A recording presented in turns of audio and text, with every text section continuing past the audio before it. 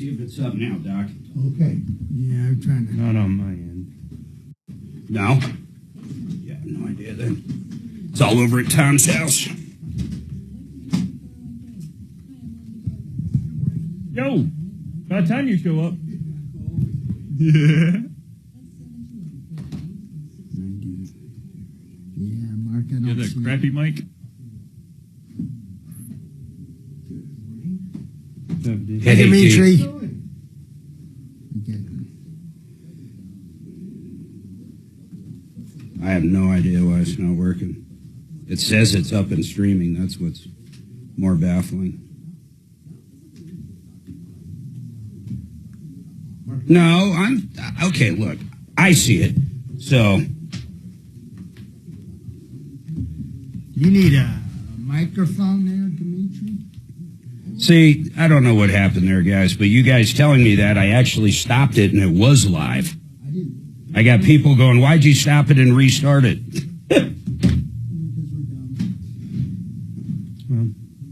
Yeah, I can't go number 2 anymore. It's weird. Still showing no-go on my end. Go back to the main part of the page. Now it's working. You're on the wrong, now you won't see it because it stopped and I had to restart it.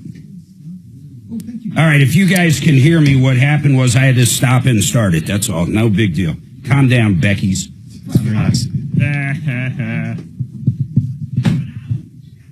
Yeah, I don't know. That's going to be the wrong one. So hit our symbol under there, and then see if you see a live one there. It literally says live. This one? Like the Nah, it should look stream like 18 minutes ago. Yeah, it should look like. Let me go back here. See, look at that top one. No. Okay, it was That's the actual live feed. Maybe you got to refresh. Yeah, no. Did it pop up? No, it says live, but it's not there. Now it is. Okay. It's all good. Well, yeah, but the problem is everybody just realized the same thing. All right, 303-713-8255. Dimitri joins us. John Fuller with me. Any questions, issues you have, 303-713-8255. 303 Martino. What do you think, thoughts, guys, on this stock market today? Thoughts on the tariffs? Who wants to start? Dimitri, go ahead. What do you? Mark, before I get to the tariffs, yeah, there are regulations regarding private booting on private property. I did look them up. What are they? Well, the two, they're not as voluminous as the regulations that affect the towing industry, but the two important ones are the state sets a maximum cap of $160 per boot. And the second thing that they set is the maximum... Except for their own boots, I assume. Oh, yeah. Right. Yeah. For real. Downtown Denver, yeah. Yeah. I'm not talking about government boots. I'm talking about the private boots, such as the case that Bo's been working. And the second regulation deals with their response time. So from the time that you pay the ticket, the state requires that the boot is removed within a certain number of hours during business hours and a larger amount of hours during holidays and weekends. How does the one work where you were, Bo? How do they get it off? They call up, they pay. Back in the day, 5 years ago, Park It Right, you basically would call up and pay, and I thought they gave you a code. Yeah, what happened here, and also I want to correct something. The company is called Metro Parking Management. Not Park It Right. No, Metro Parking Management of Denver. Now, what happened, the tenant went back to her apartment and called a number and gave her a credit card, and a maintenance person from the apartment building came out and removed the boot. And I think the maintenance guy, boy, that's even a stranger one. But under the statute, they have to do it in 2 hours? I can't remember the exact number of hours, but there are two time And then limits. what happens if, someone does cut it off, and the one that I was checking out and emailed Park It Right on? Well, it's certainly something I would do, right? What I'm saying is there any rules? What are they allowed to do? Well, the regulation affecting private boots does not address That. your own self-help remedies. See, I mean, if you did it, if someone put a boot on there, first of all, how would I know who did it? I'm just thinking out loud. I'm sure they put a sticker and a phone number and stuff, but maybe someone takes that off. Yeah, and it I'd got be blown like, away by the wind. yeah, whatever. It's like, okay, so you cut the boot. Now what? I mean, what can they possibly do? If you park in the right place the next day, I mean, can they come and tow your car the next day? I don't think so. No, I don't think they can provide retaliatory towing services for your car, right? The text that one guy received was unbelievable from Park It Right. Oh, I They're like, believe- we're going to see your car and we're going to get it and we'll get you and you owe us thousands of dollars. You destroyed our property. And, you know, it's not verbatim, but that's basically what they were saying. Yeah, I don't doubt that the man sent you an unhinged text or sent, the consumer an unhinged text. However, Mark, that did... Well, hold on. Let me ask you this on that. Because if a tow company tows you and you can't afford to get your car back, they have to release it for, I think, $75. Yeah, it's even cheaper. It's like $60. With the, go ahead. Yes, so the towing company has to release your car for $60-some and an agreement for you to repay the rest of the fee over time. And let me tell you, they are supposed to have signs posted and everything. Oh, yeah, it's a big deal. And a lot of them, people don't even know that's an option. They try to do it on the real down low. In fact, I think it was Wyatt's that got in trouble for that. Yeah. But people listening, listen, if you've got it, if they're going, that's $450, all you got to say is, I don't got the money, and they got to cut it. You're saying $60. 60-something. Does yeah. the boot go for that too, though? No. The only two regulations are the ones I mentioned. So the boot is not regulated to the same extent. But Mark, in my research into Bose Matter over here, I came across a more insidious device out there now. What is it? Are you familiar with the term windshield octopus?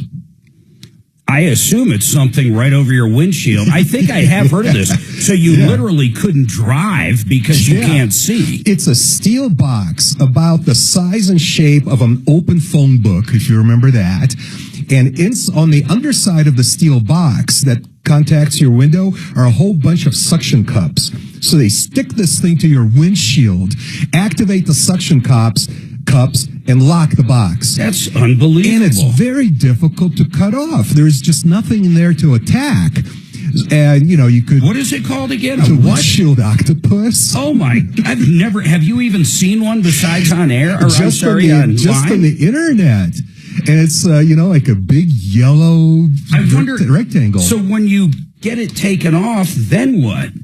Well, just like the boot, right? Somebody would have to come out, unstick the suction cups after collecting your cash, and then they take the device back with them. But I assume that can be attacked with a portable angle grinder, just like a private boot could be. That is unbelievable. Removing the barnacle parking device. The barnacle. They call it the barnacle. It's easy to remove the barnacle property device. It works with large suction cups and small suction pump. Every car has a lug wrench to change your tire, so you already have the tool you need. Just slide the flat side of the lug wrench up to the suction cup, push it in, and twist slowly. It will break the seal.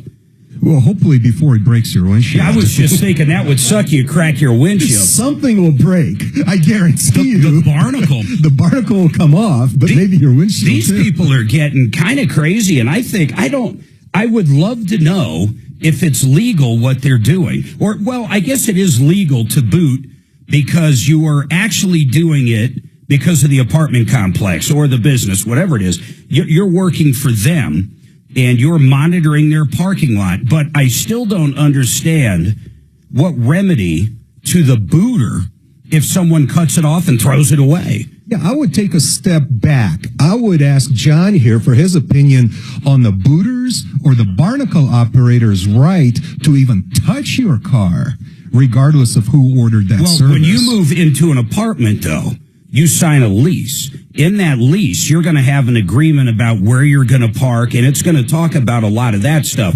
So I think there's probably no problem with it in a apartment situation. I'm not saying every lease is correct, but John, thoughts? But Mark, before we hear John's thoughts, the lease might also say no animals allowed in your apartment, but that doesn't give the property manager the right to come in, grab your cat while you're at work, and do away with it. No, but how about if your cat was in someone else's apartment? Well, just like your car is in someone else's space. Well, no, if you have the right to be in that space, that's not someone else's space. They're not going to go into your apartment and take anything. You're using the cat as an example, but if you're not supposed to have a gun, they're not going to go take it. Right, but if it's that an analogy. If that cat was outside, right, I think they'd have the right to take the cat. In my hypothetical analogy for Stump it was the Lawyer, a horrible analogy.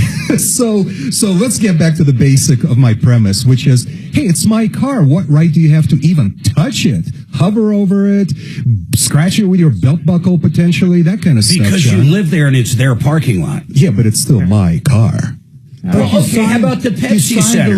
How about you park at Ball Arena and you don't pay, you don't have whatever you're supposed to have down there to park, and they tow your car. What right did they have to touch your car in that aspect? Let's get back to the apartment complex. And I have the right to be. What do you have against cats? Yeah, I don't. That's the point. I love my cat. We need to talk here.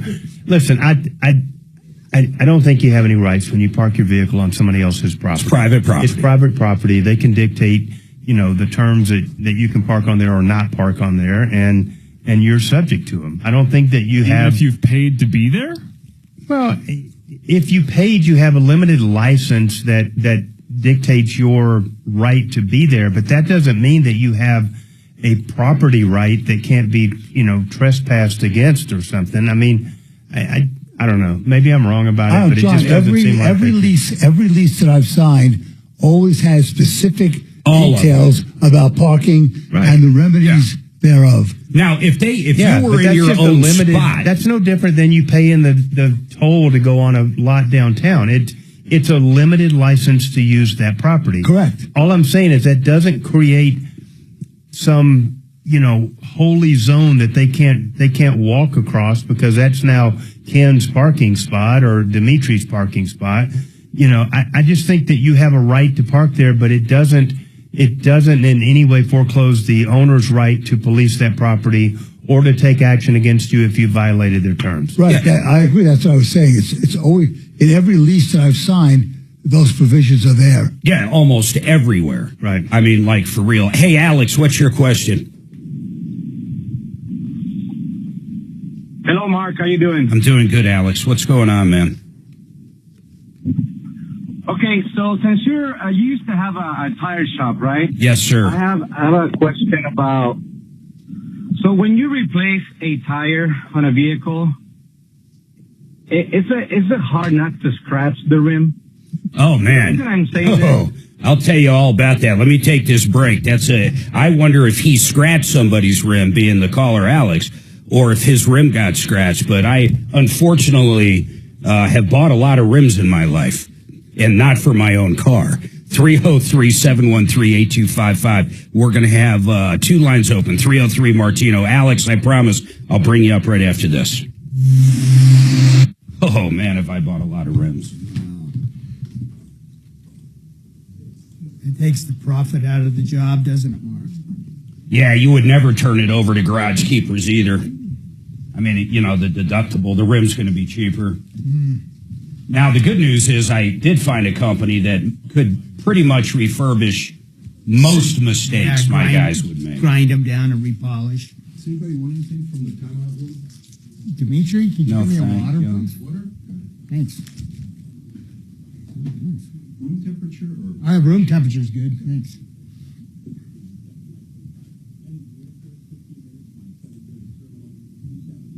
What do I got? K&H. K&H. Rapid Radio Area sent to Talk walkie-talkies offering national LTE coverage and no subscription ever. A great alternative to a mobile phone for your kids. For a limited time, go to rapidradio.com and get 60% off. Free UPS shipping. Add code radio and get an extra 5% off. KH Home Solutions now has the most beautiful windows Alpine windows are made right here in Colorado for people in Colorado. But whether it's siding or doors, they have it all for the exterior of your house. The company has been around since 1956. That's like 68, 69 years ago. And all their products are designed for low maintenance and custom fits and energy efficiency and durability. They've got great siding. They've got great doors, entry doors, sliding doors, and great windows. Check these guys out if you're in the market. KHWindows.com. KHWindows.com.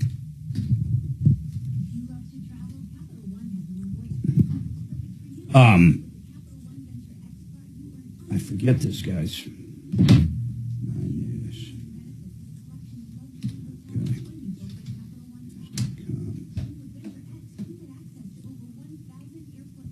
Okay, where is this guy?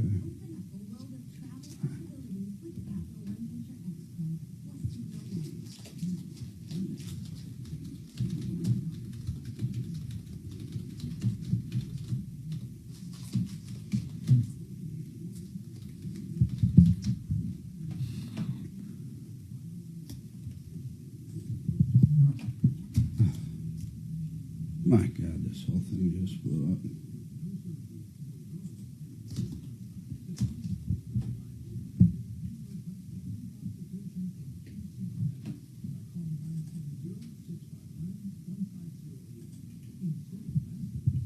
What's this guy's name? Yeah, I can't go number 2 anymore. Oh, come on. What's his name, damn it? Hey, I'm going to have you put a trouble ticket in on this, dude. It just blows up constantly on me now.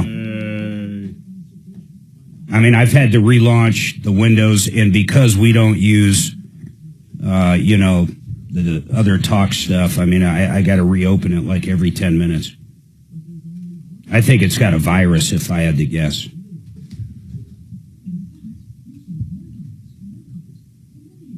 I cannot find this attorney's name to save my life. John Bolin. There it is. John Bolin.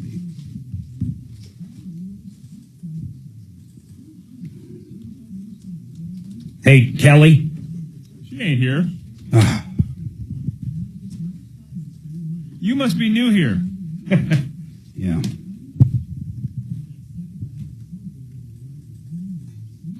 Yeah, it just blew up again. I can't even get to my call screener. I'll just kill it all. I'm terrified to reboot it. I rebooted it once, and it took a month to get back into it. But I'm going to have no choice here. The Google screen or the main one? Any Google window, any browser. Mine's up. It's a different computer, literally. Do you want my screener, Mark? You can pull it up on your Susan's iPad. I'm trying to do something here. I'm trying to clear the... Let's see.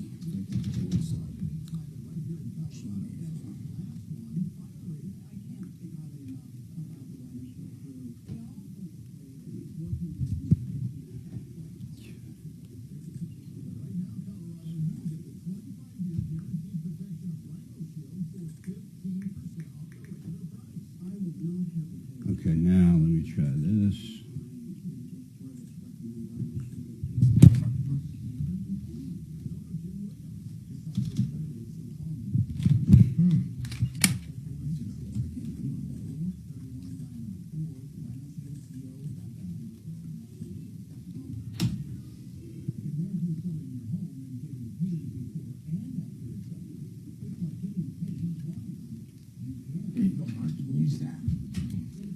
I'm all right now, Bo. I just, if I do need it, I appreciate it too.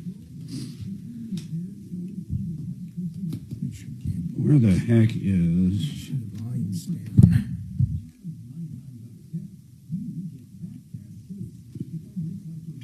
John Bolin.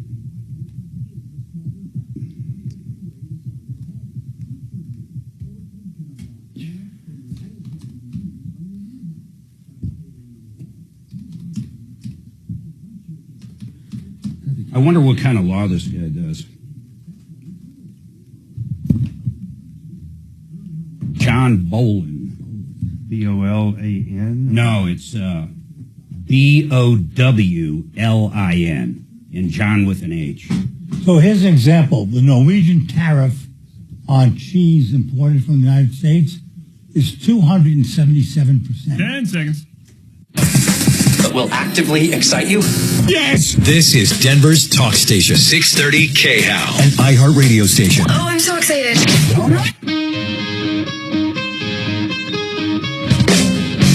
All right, 303-713-8255. You need some help. I also have, of course, attorney, any auto accident. I have our personal injury attorney, John Fuller, with us. He also does a show occasionally for us, which is really cool. Let me get back to Alex, but 303 Martino.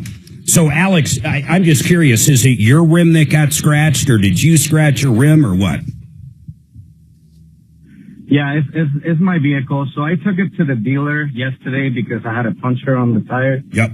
And they have to replace the tire. It's a brand new vehicle. It has less than 8,000 miles. The tires are pristine.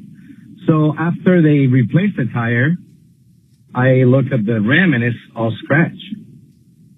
And what did they say? Did you bring it back to them?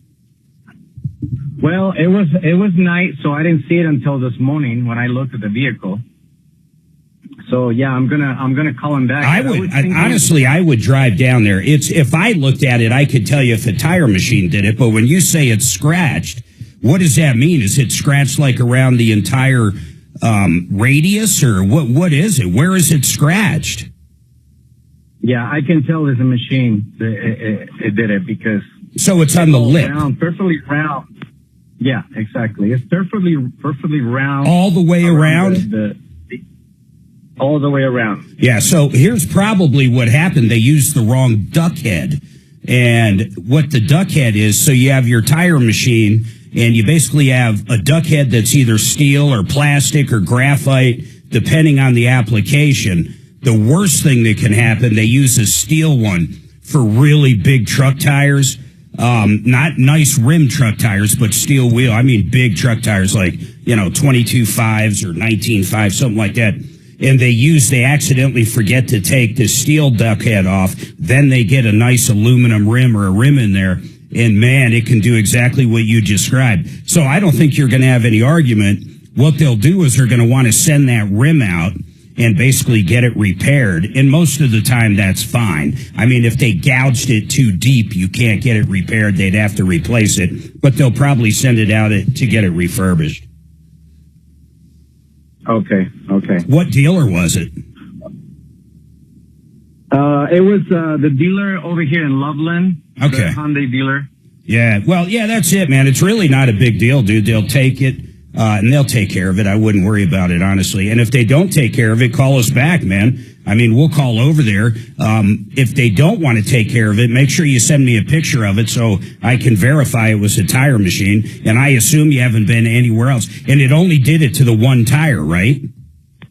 Or the one wheel. Yeah, that's the only one. Because that was the only flat you had. It was the only one. It's not like you bought tires. Because usually what happens is people realize they have the wrong duck head on pretty quick, and it's always on that first rim. Then they'll pull that duck head off and put the right one on. Yeah, no, and I took a picture right before I dropped the car at the dealership. That's smart. Because I had issues in the past, so I took a picture of the rim. And that's really smart. I mean, I couldn't see it last night. I couldn't see it last night because it was dark, but this morning I can tell. Yeah. Yep. Yeah. Bring it back. Tell them, but don't be afraid if they just want to get it refurbished. It'll look perfect, bro. Okay. All right. See you, Alex. Appreciate it. Bye. All right. 303-713-8255. That's pretty smart of him, guys. Taking that picture. You know where I do that all the time? John, do you rent cars a lot? Not too much. I rent cars all the time, and I always walk around with the camera. Yeah, I'll tell you when I have actually done that is with U-Haul trucks. Oh, yeah. Because there is not a pristine U-Haul truck in this country, I don't believe. No. That hasn't been... Or the riders, under whatever. a tree, over a curb, into a wall, into a loading dock, whatever they do to them, they're all banged up. And we had one stolen by a homeless guy yesterday on the show. If you don't protect yourself and take all your pictures, you're subject to getting charged for all that stuff. Yeah, I know. It's pretty wild. Anytime I pick up a rental car, okay, I go a step further. I'll walk around it with the video camera on. It only takes a minute. It's no big deal. And I'll point out every little thing I have just by talking. Even if it looks like a scratch, I'll say, oh, and a scratch there, and then here's this, and blah, blah, blah. But I've never had an issue. We get a lot of calls where people return it, and, 4 or 5 months later, their credit card's getting hit. It's just never happened to me. I've never had it. Now, I did back out one time. It was in Texas, Dallas-Fort Worth Airport, man, and I stayed at a hotel, and I'll never do it again. That was on the airport grounds. So every time you left the hotel to go somewhere, you had to go through all the gates. You had to basically pay a toll is what it came down to. And I went down the wrong one, so I had to back out and go over to one where there was a human. And, man, I hit this metal gate and scratched the entire car down the side. Oh, my goodness. I couldn't believe it. But my credit card ended up paying for it ultimately. So I had coverage on my credit card, so I didn't have to put it through my own insurance. All right, 303-713-8255. By the way, coming up, 11 o'clock or 11:05, John Bolin. He's the attorney that actually sued Colorado over these $75 tickets. He's thinking of getting everybody together and doing basically a class action and going after the state of Colorado for everybody that's paid the $75. I'm dying to hear this guy's story. Now, he's an attorney, so it's interesting. Most of us are not going to fight it to that level and sue the state of Colorado. That's got to take a lot of time, right, John? I mean, to sue a state? God love him. Well, we're going to see what happens. 303-713-TALK.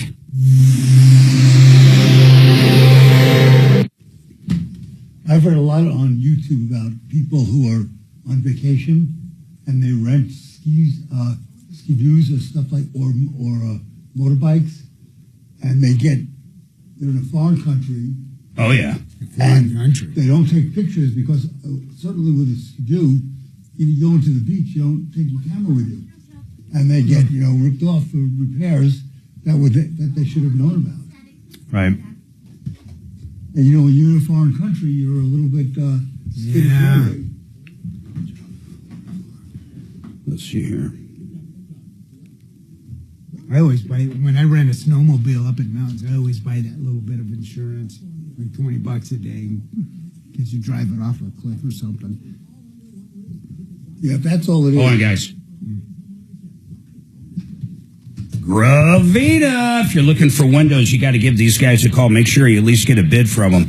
They have over 20 manufacturers of windows they deal with over 50 lines of windows. We're getting a new beautiful sliding door from them like really soon. I think in about a week or two. I can't wait to see it. But when they come out and they show you all the different kinds, you're just going to love the experience. You're going to love the pricing. You're going to love dealing with a company that's now the third generation of the same family of owners.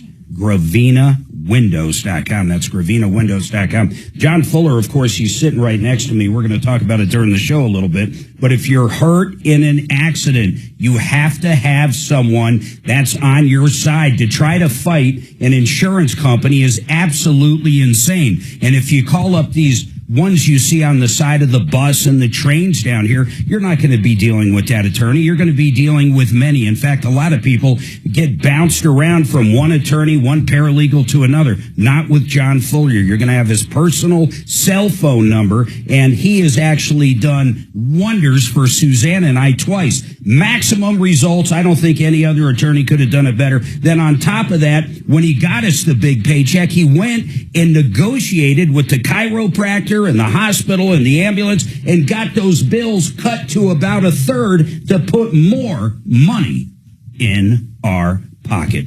John Fuller, Fuller Law, 303-597-4500, 303-597-4500, or personalinjuryco.com. That is the one you want, right? But they all go there. I mean, all of them. They do. Okay. But from an SEO standpoint, it's better if they actually type in the main one. Yeah, okay. The other ones are redirects, and it doesn't really count. Yeah.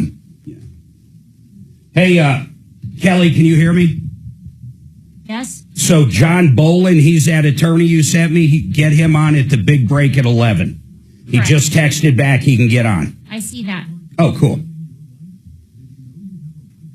Looks like they're just a general litigation firm. They do some federal criminal defense work. One of the two might be a former DOJ prosecutor, like an ADA prosecutor. But just whatever, business contracts. Business, federal Tom criminal Martino defense. Show? Suing your neighbor over whatever. Well, probably a little more formal than that. Yes. What's your name? Business disputes and stuff that actually. Hey, Dragon, I'm sorry, does Very bad Become the Banker have a I don't know. 12:15, 2 minute? He's asking me. I know I moved him around. I forget what times I gave him. Yeah, let me look 1 sec.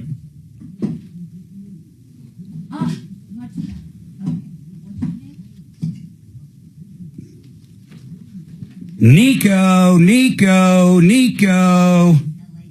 I'm talking to my dog who's in the car, waiting to go in. Nico, sit. Nico, go place. Suzanne, is he listening? Of course, the other dog. No, Become the Banker. There isn't a Become the Banker. Dang it. I don't know what days I put him. I can't. I just don't. Let's see. I'll email Chris.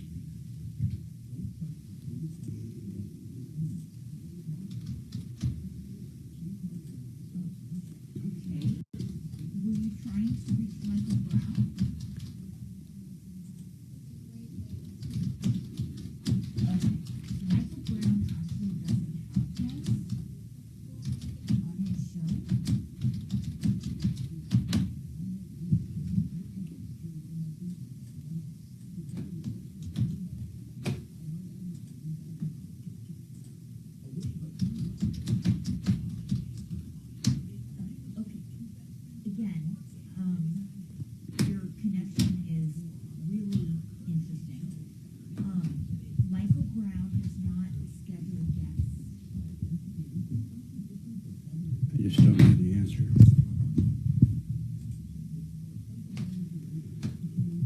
Champion Windows. Okay, thank you. Bye. That was weird. Who do they want to have on? Oh, Champion. All right. Favorite company to deal with. I had to go out and pay them a visit. I did a Michael Brown show. Yeah. Call during. Didn't they used to be one of you guys'? Yeah, they bought up. So I'm looking right here. I think it's Great Day Improvements. They acquired them in 21. I've never had so many complaints on one company in such a short amount of time. Big deal. Yeah, they're on Dave Logan's referral list.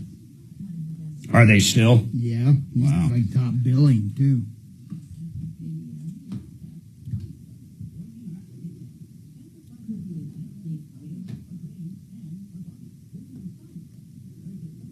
It's been better, I'd say, in the last maybe 4 months, but there was a period of time that was just incredible.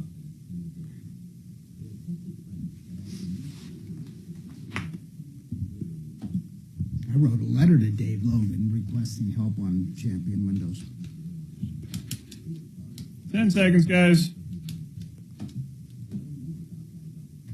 Visit our website at guidedogsofamerica.org or call us at 800-459-4843. All right, 303-713-8255. Hey, Jim, what is going on with you in Champion Windows? All right, so we're coming up in June. It's going to be 2 years since they started the job.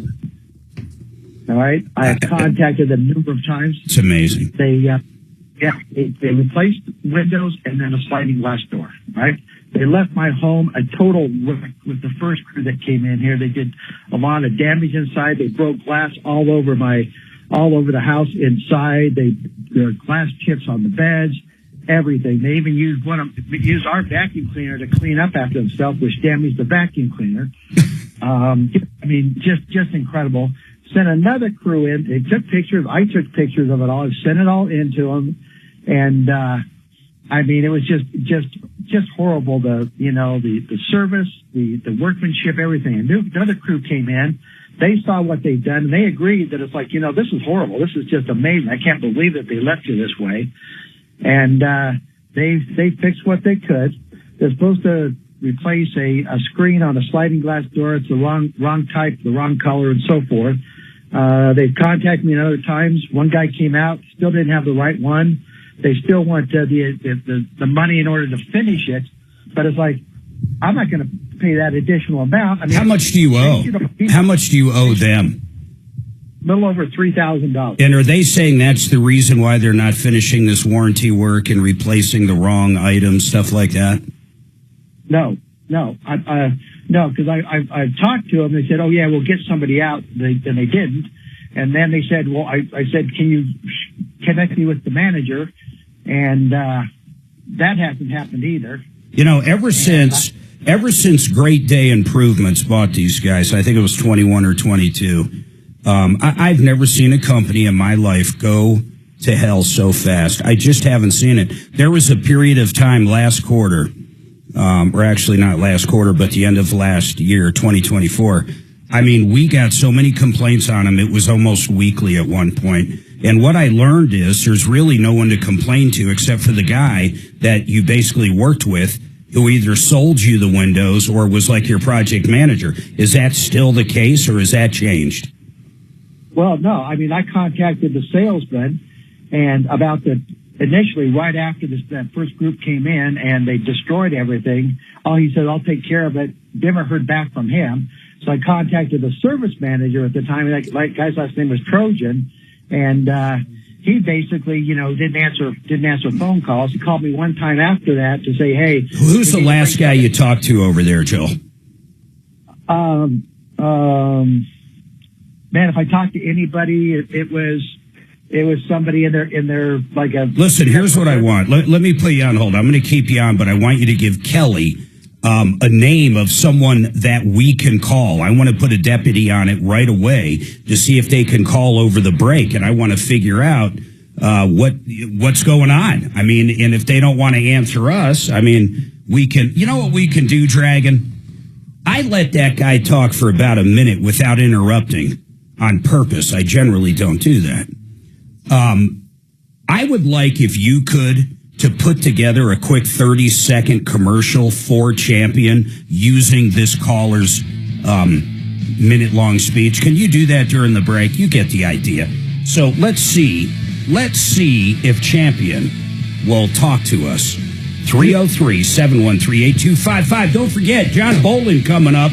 We're going to be talking about those $75 tickets. He actually took Colorado State to court and won and got his $75 back. Hold on. Office in Denver. Champion? Who did? Champion. Oh, they used to have a manufacturing plant here. Yeah, but when I first started here, yeah, I was able to call someone at Champion. Yep. At the actual brick and mortar it's like place. I-70. We had a GM here for Champion. That was great. I mean, Yeah. he would get involved, and I'm not saying they were always wrong. Sometimes it wasn't their fault. I've been to they have a really nice office out on I-70 in Chambers. Nice to meet you. Dimitri. Demetrius. But my question about trespassing is still not resolved. Okay. Trespassing over my vehicle. But it's on their lot. It doesn't matter. So's my cat. It's in their apartment. But they can't walk. But forget my cat. I like the fucking cat. Jesus. Really good cats. You got me too focused on this cat. They're breaking in and stealing. So they have to hover over my car, physically touch it, put shit on my car, which is my property. Well, if they scratch it or something, you're in trouble. No. Top of the hour, right? Or your cat. House gets into Fourth Amendment type deal. Mm-hmm. Against the government. Yeah, but I mean, still, for trespass to be asserted, it has to be a private property interest. I don't know that a car equals the same duty, or the same not duty, but the same right to declare that as your own little space in the world. Could it be conversion? They took it. But they're making it unavailable for my use. They didn't convert it to their use. That's true. Why don't you just pay your damn parking tickets? That's the principle of the thing with the Why do you think this show even exists? For God's sake. Feed your cat, keep him indoors, and pay your damn parking fines. Yeah, we don't want to pay our ticket. I got a. They get enough of our money. Coming home last night, I got a red light ticket. And the light went off. I know I'm going to get a something in the mail. I still don't pay those. I don't pay them either. I throw them away. I don't even look at them you twice. Need to be served. Hey, I found a 128 gigabyte micro SD card by my chair. What do you think is on it? I don't know. Stick it in your computer. Who wants to stick it in his computer to see if there's anything interesting on it? In this studio? Was it either? It was next to my chair. Where would you even put that? Yeah, where do you plug that into me? Little micro SD. Oh, little micro. I have little micro. Well, that's for, like, your phone can accept that. Your dash cam can accept that. I'm wondering if there are good, like, some nudies in there. Plug it in. That'd be Doc's Christmas present. Yeah, give it to Doc. Doc, give Doc something to do. Might be some interesting pictures, right? There you go, Doc. You can identify the. There might be some. Maybe some anatomical parts, what if there's stock tips from Warren Buffett on that? Hey, you never know. They put it there just for you. So maybe it was a plot. What if it was from a guest from Ryan Schuler? He had some people in here yesterday. I will tell you, though, a couple of years ago, one of my buddies found this site on Facebook or something. Yeah, I found where sites they like that had- before. I think it was either 15 or 20 pictures of women's breasts. And you had to decide whether they were real or fake. John Bowling guy. I did get. I don't know if she got them on yet. I don't think so. Doc. Good to see that higher education paying off. It is paying off. I mean, after looking at it for 40 years, you kind of get. I think you'd have got it figured out. Yep.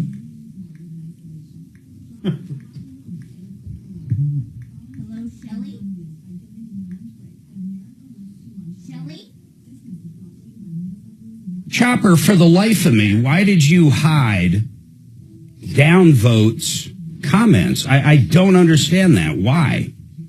Take his wrench away. I mean, seriously, why did you? I mean, for real, for real.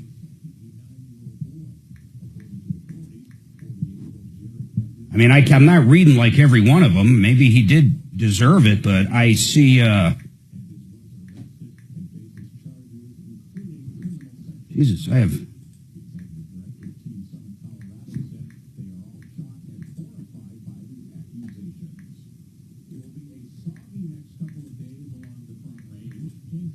I'm trying to see what he said.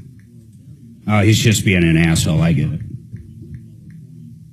Oh, well, that. He's like, I guess he's going off on tariffs, which didn't bother me, but then he's like, it looks like Doc shaved. And then it's like the guy with the rim, he probably hit a curb instead of the dealer doing it. Downvote Dan's one of those. Your mom. Ah. Oh, dude, John, all of you, this was precious. So I had to go to the Tesla store down in Littleton on Saturday. Did they egg you? Yeah, so not expecting. I happened to be in my Genesis, so I was getting a price from them on a trade-in because we're getting a new Tesla. So I go down there, and there's one guy. Remember, Saturday was the fuck you Elon day. Oh, yeah. So I go down there. Suzanne's got the best video of it. So there's one guy with a fuck Elon, and the guy looks like he's homeless, and he took like a cereal box, piece of cardboard, and wrote fuck Elon on one side and Trump sucks on the other, whatever. One guy right on the corner. 4 or 5 cops, all Littleton cops. They actually took crime scene tape and taped off the entire Tesla area so no one could go on the private property. So the one guy hits on the when you see this video, the one guy is on the side, right on the corner. It's kind of on the corner of Broadway and Littleton Boulevard.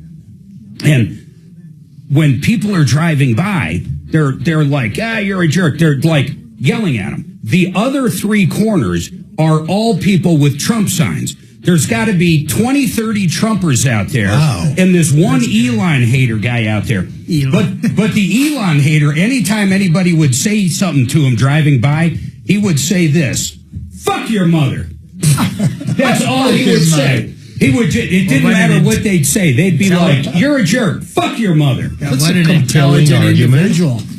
I saw this thing yesterday. I sent it to my brother.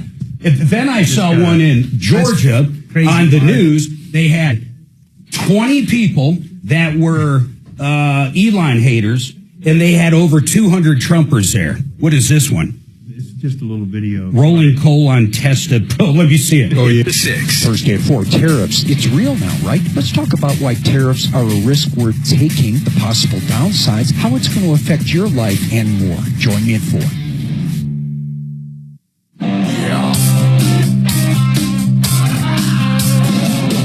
Ripped off, bad news. You need advice so you don't have to lose. We'll come running just as fast as we can. Troubleshooter's gonna help the common man. This is the Troubleshooter Show. Now, Tom Martino. Welcome, my friends, to the only show of its kind. We're here to solve problems, answer questions, take complaints. We got a lot cooking this hour, but here's the bottom line. If you have been ripped off or taken advantage of, today is a great day. I have got 3 deputies in the room. I also have attorney John Fuller. He's also a co-host here. And here's the bottom line. We love helping. If you've been ripped off, bad contractor, bad experience, bad dentist, bad landlord, bad anything, we have recovered over $300 million in the last 40 years right here in Denver, Colorado. Actually, Tom, 45 years. You ready for this? 303 Martino, that's the number. Now I have one line open. Now, Don Bolin, I am so interested in this. Kelly sent me an article. It was a 9 News. I'm going to bring John up. John, I'll introduce you a little better in a second, but Kelly sent me this article, guys, and it was on 9 News, or maybe it was Fox 31, I forget. But anyhow, I click on it, and here's a little short story about John Bolin. We have had so many calls, John, right to this show in the past, I'd say 6 months, that you couldn't believe it, of people saying, I had to exit out of one of these express lanes because I almost missed my exit, or I accidentally swerved because someone was coming over and I swerved past the double lines. And, you know, everybody's got an excuse. So I'll say that. Everybody's got an excuse of why they did it. Did you guys know Martino actually got one? So Tom actually got one as well. And Tom claimed up and down, I never went over the double lines. But interestingly enough, I get all his mail because I'm not even going to go into why, but I get it. So I opened it up and there was a picture of Tom over the line. So everybody says they don't do it. But what John Bolin did, and John, you're an attorney, right? Yes, I sure am. I love this. I absolutely love this. Why don't you tell us your story on how and what infraction to begin with? What happened? And where was it, by the way? Yeah. I got one of these notices of civil penalties in the mail from something that happened back in May last year on C-470. I was going northbound on I-25 to get on westbound C-470. And you know there's a flyover, yep, and the entrance to the toll lane is actually on the flyover. So if you miss that, then you've got to take the rest of that flyover, and the roads eventually come together next to each other, and you can hop in the toll lane there. Yep, I can picture it 100% perfectly, and I've actually done that same exact thing. Yeah, you know, I was just in the car, distracted enough by my kids probably to have missed the GPS instructions that I needed to go left and get in that thing. And so I just hopped in as soon as the lanes came together, which was over the double white line. Like you say, I think lots of us do it. And, I intended to pay the toll, and I did pay the toll. I've got one of those transponders on the window. And I paid the toll, and I went on my way. And so I got this notice of civil penalty in the mail. Yep. That I committed a safety violation. Yeah, or a sin, yes. Double white line. And I thought to myself, okay, that sounds legit. It might have been the wrong thing to cross that double white line. So I looked up the statute. What is the statute? I'm curious. Yeah, the statute is in the Colorado revised statute. Yep. Got the number here. It's 43-4-808. 43-4- what? 808. 808. All right, keep going, man. I wanted to pull it up, though. Yeah, pull it up. That's the statute that they cite in their notice of civil penalty that says I committed a safety violation. But that statute says that they're empowered to send out these civil penalties for toll evasion. Not for crossing. I see what you're saying. Not for crossing the double lines, but for someone that maybe doesn't have an account and they use the express lane and their license plate's picked up by the camera and they get charged, or whoever gets charged that owns the vehicle, and they don't pay it. That's what the civil penalty's for. Sure, or if they get in the lane and then they see the little toll taker device coming up and they hop out of the lane to miss that and get back in, right? Yeah, to avoid it. Toll evasion. Sure. And that would be crossing the line in order to commit toll evasion. Yeah, it would be. But I didn't do that. I paid the toll. I wanted to pay the toll. I just got in a little late. In fact, I got less than I paid for because I didn't travel the lane the whole time, Well, so what we hear, though, is that something happens like that. And I want to be very clear on this. You got charged through your transponder for that toll, that section that you ended up in, and then you exited because you didn't want to, of course, pay the toll in the next section. So you got out before the next section, but they billed you not only for the toll, you paid that, but they also were trying to get $75 because you exited early. Yeah, that's right. I actually took two sections and paid for both of them, and then I hopped out where I wanted to go. And I still got this notice of civil penalty for $75. Now, somewhere on that notice, because I've seen plenty of them, they are like, you can go to this website and upload any evidence you have and actually get a hearing. Did you do that? I did. They've got a two-step process. The first is, just submitting by text on their website, I think, or by email. Here's why I think there's a problem. Yeah. And that was denied within 40 minutes. Oh, my God. So it's probably an auto response? Yeah, something like that. That's crazy. Literally in 40 minutes. And what did you put in that first thing? Like, hey, I paid the toll and I wanted to get out? Or, I mean, what did you put? Yeah, I put the same thing that I'm saying to you right now, which is that this statute and the regulation supporting it is for toll evasion, but I paid the toll, so I can't be evading it. Yeah, so then what? They declined it in 40 minutes. What's step two? Yeah, so step two, in that same email where they decline it, they say you can have a hearing, an administrative hearing. And if you want to set one up, here's the link, and you set it up, and you go to a virtual hearing. Like Zoom? Like Zoom. And this is with an administrative hearing officer. Hey, John, let me ask you something real quick before we go on to the second one. Isn't there a time frame you have to follow too? So in other words, if they send the notice out and you don't request the hearing in X amount of days, don't you give up the right to the hearing or something like that? Yes, I believe that they stated a time frame that you've got to. So you were within all these time frames? Yep. Okay, I'm sorry. Continue on. Yeah, no problem. So this is a hearing on Zoom with what's called an administrative hearing officer, not a judge in our state system. And these people are lawyers who are employees of the tolling authority. Oh, man. So this sounds like the worst setup ever. It's like the mafia. Keep going. Yeah, exactly. It's the tolling authority itself deciding, whether it is wrong. Nobody impartial. Think about that. It's crazy. No one impartial, like a magistrate or a judge or anybody. That's crazy. Yeah, and you have to pay $30 in order to have this hearing as well. Oh, my God. So now you're paying half of what the ticket is. How long was the hearing? Not long, probably 15 minutes, depending on how much you want to present your own favor, which I did. I just presented the evidence that I had paid the toll that day. Yeah. And that was it. And I made my argument, the same argument, and the administrating officer rejected it out of hand, and that was the end of it. And what happens? I mean, do they let you know at that moment that you lost, or do they let you wait a couple weeks and tell you like they're actually thinking about it? Yeah, they let me know that moment.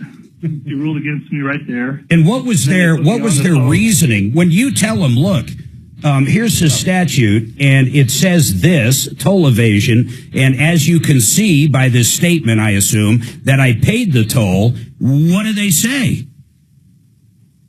So she was referring to the regulation, and I can give you the citation for that regulation as well if you'd like. Yeah, I would like it.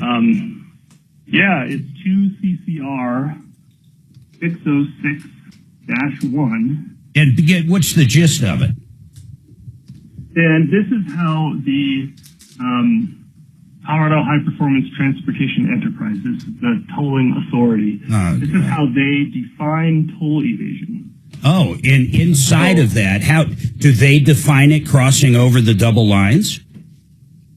They do. They've got a section here that says toll evasion is, among other things, failing to pay a toll or avoiding a toll by entering or exiting the lane other than at a designated access point and or swerving between the lanes, which they call weaving.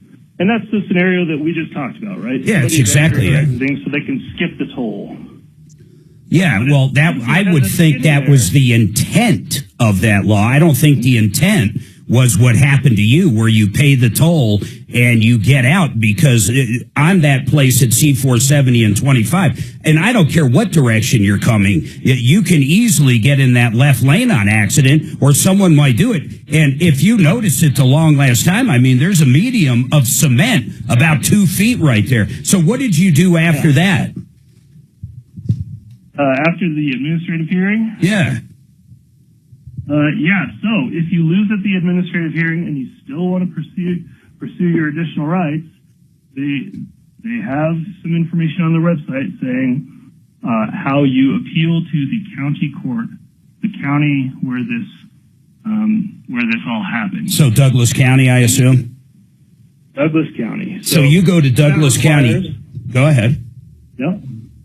Yeah, you've got to file a petition, what they call it, which is essentially a complaint, to start a whole lawsuit in the county court. Yeah, because of basically government immunity and other issues. When you go after a municipality or a county, in your case, or even a state, you have to give them notice. Yep. So you give them the proper notice, and I assume you literally file a lawsuit. Let me put you on hold. I got to take this break, but man, I love it. So now, think of all these hoops, and he's an attorney. How many when I say normal people, how many non-attorneys would ever go through this? It's guys like this I love. Hold on, John, hold on. A lot of work. I wouldn't be able to. What's that? Then you had to pay $30. See, I'll be curious. Did he get his $30 back? They go after 75.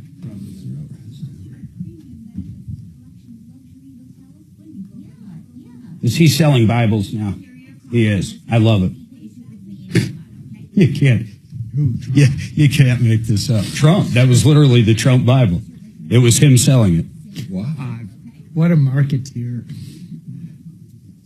Zero Res Denver. Let me tell you something about these guys. If you need your carpet clean, man, are they good. They use this high alkaline, super soft purified water. And by the way, that is the #1 cleaning agent in nature. When they're done, there's no soaps or dirt or emulsifiers. There's no there's no attracting all of that resin afterwards either, because the equipment they have gets rid of all that dirt and all that water, and it even is so strong it cleans the padding. So 2 or 3 days later, you don't get that wicking coming back up, and you get the same wine spot or the same dog spot back up. They also clean tile and grout and mattresses, upholstery, area rugs. That's a big one. A lot of people just vacuum those area rugs. At least every couple of years you should get them cleaned. They have great specials going on right now, too, but I want you to check them out. They're the best out there. They've been out to our house, and they did such a bang-up job. It was crazy. ZeroResDenver.com, ZeroResDenver.com.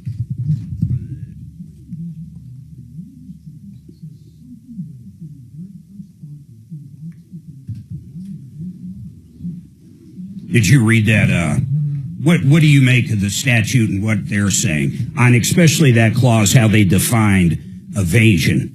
That almost sounds like no matter what, if you go in and out of there, that's toll evasion. Even if you pay the toll simply by weaving in and out. There's no additional toll to be in that lane. I mean, when you're talking about right there, you're either in the lane or you're not. Yeah. I mean, it's not like you're already on the toll road and that's just a super, lane or something like that. You're either in it or you're not. So this statute probably was written, I'll tell you when it was written. They just found something to use. Yeah. It doesn't have the annotations. You remember the guy from yesterday about the insulating his basement? Oh, yeah. So he just called him, Kelly's going to call him back. Now they're saying he has to insulate the whole house, and apparently... You mean the whole basement? Yeah, no, the whole house. Well, what the hell's that? Well, let me finish. When it was built in 2001, they passed it, they got a CO. Now they're telling him that it doesn't meet the current standards, and he has to do something to bring it up to 2024 standards. Because he pulled the permit. And he's saying, well, look, you can't do that retroactively. You passed it in 2001, and it was okay. So there's a. So I don't might know. have to dig through the bag. Let him tell the story. We'll see who we can I know get where to help there's him. more coffee. I swear. Wow. Around the corner, down in the sales department. They have. I can show you where it is, John. Did he try to actually get... so if there isn't one in the timeout room, you can go. Did he ask for a variance or apply for it? Or no? I think he's going to come on the air.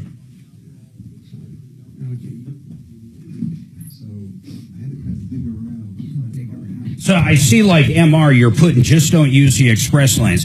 So if you're on I-25, and I know this for a fact, and you want to get onto C-470, you go up over this ramp, and you're basically going over 25, and then if you stay to the right, you basically are good in regular lanes. If you end up in that left lane, and there's a cement medium in between, if you end up there, you're actually on the toll lane. And the camera right there has got him on the toll lane. And then as soon as he was at the end of that, before the next part of the toll came, he exited. So he had no way, because he was either forced over or got off at the wrong part where it says, speed lane or whatever it says right there. So I don't know if I agree that when you say just don't use the express lane, he wasn't intending to use it. But he did pay the toll for using it. He just exited it quick. In fact, if he was exiting Quebec, he would have had to exit really quick and break those two lines. I wonder if that's it. I'm going to ask him that.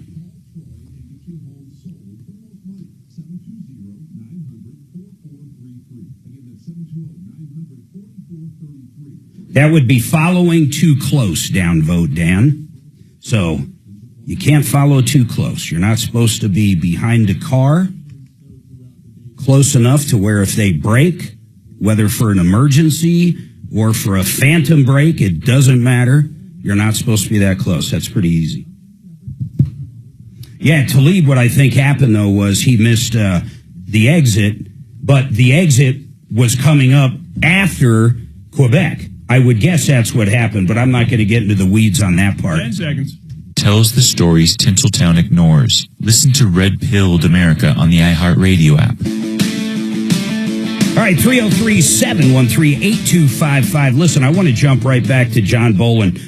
He was great enough to come on the show. He's an attorney. He got a $75 ticket for crossing the double lines. How dare he? He actually paid. He actually ended up, because he had a transponder, of course, paying for that section of road. And then he got out, went through the double lines. Now, granted, you're not supposed to do that. John, I did want to ask you something. Were you exiting Quebec right there?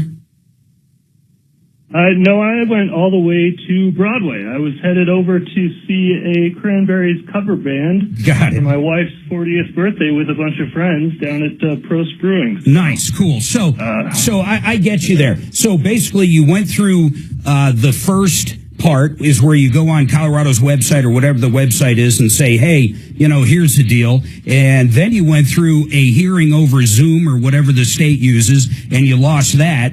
Then you actually told Douglas County you were going to file a lawsuit about this, and then you actually filed a lawsuit? Yeah, that's right. And you hit the nail on the head. I mean, this is not an easy process for a layperson to follow. It's ridiculous. And what's even more ridiculous on that note, John, from what I've learned from you, because I haven't talked to anybody that actually went through the second thing you went through where you got to pay $30 for the hearing. But you said, you spent 15 minutes and they're like, nope. And these people basically work for the same people that gave you the ticket. But so what happens when you get in front of a real judge? In fact, who's there for the state or for the county? Who actually is it? So the Attorney General's office showed up to defend the tolling authority. I bet they hated this. They're thinking, oh, man, if they lose this, they're going to have everybody out there trying to fight like this guy is.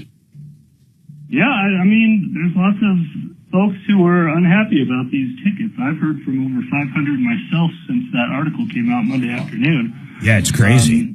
Yeah. And so the Attorney General's office are the folks handling this. That's one of the difficulties. It's already difficult enough to figure out how to write your complaint and get what's called a summons together, get this stuff on file with the court.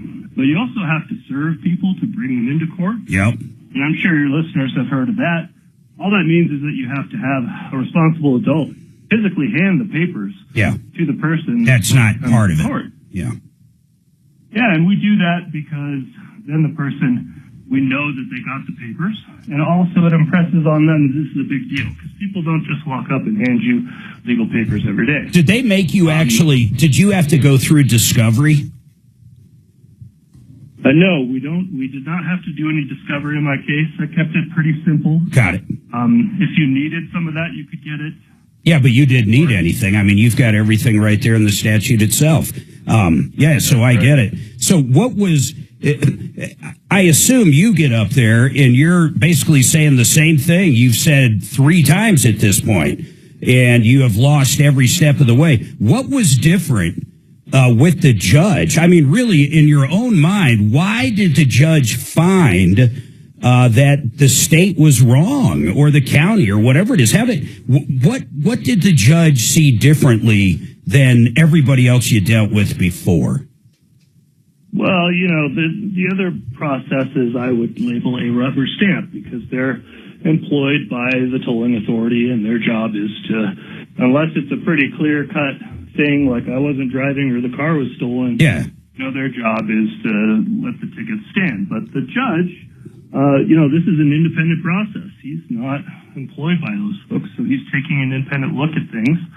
I felt that I was right about what the statute says and about what the regulations say, and that what matters here is that no one was trying to evade a toll. Yeah, so and the judge ultimately agreed with me. Did he agree that the statute doesn't fit the crime? In other words, like if you get arrested for murder and you were jaywalking, that's just an absurdity. Did he kind of look at it like that, like it wasn't toll evasion? Or was he talking about just I guess my question is, was he talking about just your specific issue? Or is he setting precedent that they can't do this to anybody and it's going to change the rules?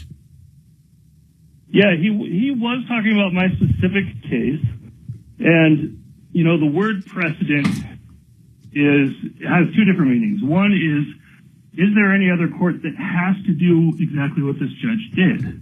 Because they're bound under the law to do it. Like when we talk about the United States Supreme Court. Sure. All the lower courts are bound to do what they say. And that's not the case with the Colorado County Court. Got it. But is it precedent in the sense that there is a court? There's a ruling out there that was in the favor of the poor guy that got the $75 ticket. I mean, that's the bottom line. Yeah, and I would call that persuasive. Now, let me ask you.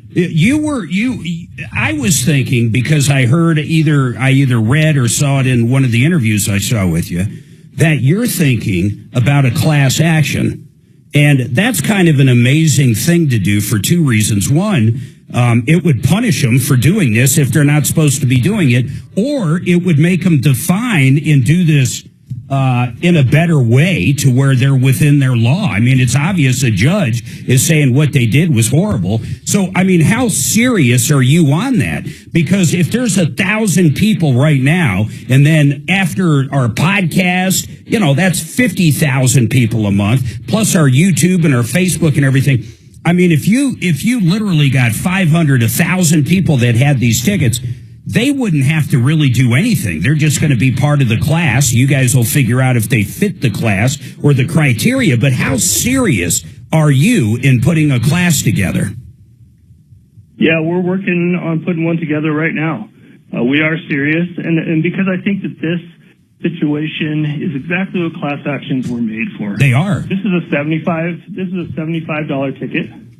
And so it makes no sense. You can't find a lawyer to go fight a $75 ticket. Well, you could at $300 or $400 an hour. Yeah, you could. Yeah. You could find an attorney to do it, but it would be an absurdity. Literally, it would be absurd. But so you guys are going to do this. The class action people just sit back. They're probably going to end up with not much, but who cares? What it does, it's bigger. It's telling the state you're not allowed to do something like this. You just simply can't do it. Yeah, I think that's exactly right. I think that they are acting outside of the authority that was granted by the General Assembly. And if they want additional authority, they want to be able to enforce people crossing the line, even if they paid the toll, then, the right way to go about that is to go and get that authority. Hey, John, what phone number or email, what contact information for anybody listening that has been affected, no matter what, just has received and paid one of these $75 tickets for crossing the double lines in Colorado? How can people at least get their name to you? And you want like a picture of their notice? Just give me some real basics where to start telling people to go. Yeah, there's a form on our website. The website is www.bowsch.com. Whoa, D-O-W, like Dow, what? B-O-W. Oh, Bravo, Oscar, Whiskey, Sierra, Charlie Hotel.com. Got it. Yeah, that's the spot. And so they can get their name, email address, and a brief description of, their case in there. We don't have to represent every single person in a class. What you do is we'll find a few representatives, maybe 5 to 10, that, they have in common everything with the class. And then we can just cross-check and verify from the people that submit into our forms there. I love it. That they're in the class. Yep. When we get the info. Yeah, so just so people know, real general, the class means this. It all has to be the same. So in other words, if you were actually trying to evade the toll, that's not part of this class. If you didn't pay the toll, that's not part of this class. This is someone that either accidentally or whatever ended up paying the toll and crossed the double lines. And unfortunately, there's thousands of people listening that have got this. John Fuller, didn't you say you got one of these tickets? Yeah, I did. I don't know that mine was accidentally. I think I cut the corner just a little bit too early or too late. But that's BS because you paid the toll as well. I paid the toll every day of my life, it seems like. But I nonetheless had a welcoming letter at my house for $75. Hey, John, give the website one more time. Yes, www.bowsch.com. It's Bravo Oscar Whiskey Sierra Charlie Hotel. Got it. Bolin and Shaw attorneys, and you guys could do it right there. So anybody out there listening, hey, man, great story. Really appreciate you taking the time, and I'm going to make sure anybody that calls with these $75 tickets, I can't believe how many we get, that literally paid the toll. We're going to have them go right to that website for you. So it was great talking to you, and hopefully I meet you in person someday, man. Hey, good work, too. Yes, really good work. Oh, thank you. Thank you. Thanks for having me on. Yeah, you got it, John. That's John Bolin. And once again, Bowsch. So it's BOWSCH.com. Okay, I got to. What commercial do I have? Would you tell her I'm going to call in 1 minute?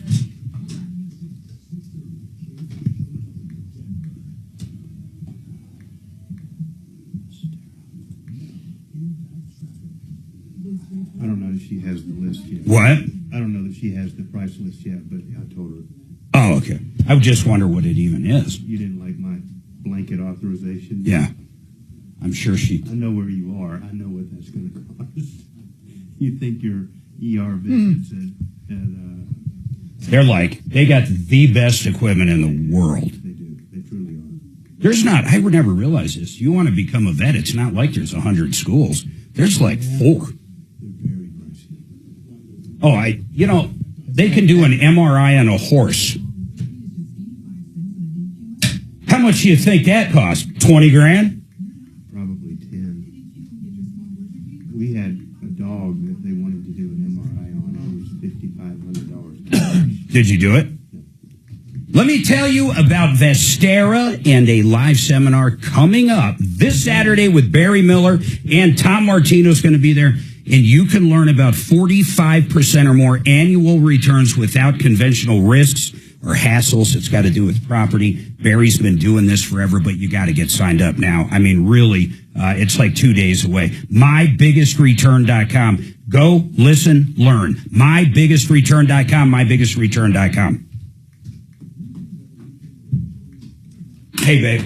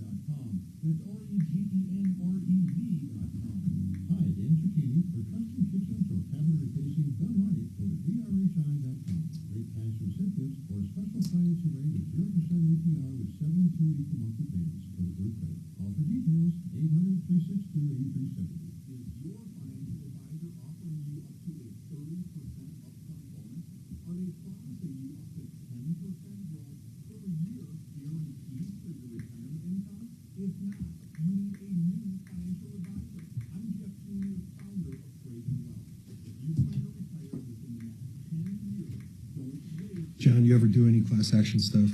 Do you want to? No. I got a great case. There's probably no money in it, huh, John? What? Your case? Yeah. I do have one of those in federal Kitty court, cat. but no, I have another one. What great hell is this? It's going to be against Verizon and Cell Plus. I bought a new phone. It's, it's supposed to be free if you finance it for 3 years. They never applied any credits. I have them on multiple recorded phone calls saying, hey, yeah, we'll fix it. There's some kind of a paperwork problem. A year later now, they still haven't fixed it. And it's a Cell Plus store up in Loveland, which is an exclusive seller exclusively for Verizon. And I'm going to go after them for treble damages under the Colorado Consumer Protection Act. Right, so it's a $1,000 phone that I didn't. Are you filing that yourself? I'm going to do that all myself. But based on the reviews I've read about Cell Plus, they have several stores in Northern Colorado. I'm not the only one that's that's been injured like that, it might be some kind of a slimy tactic they have where they pocket the $1,000.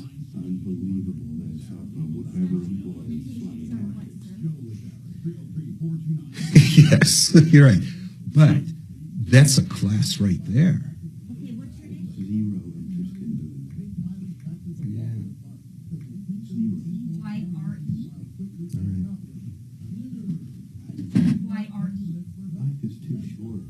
You're too busy with those good PI cases.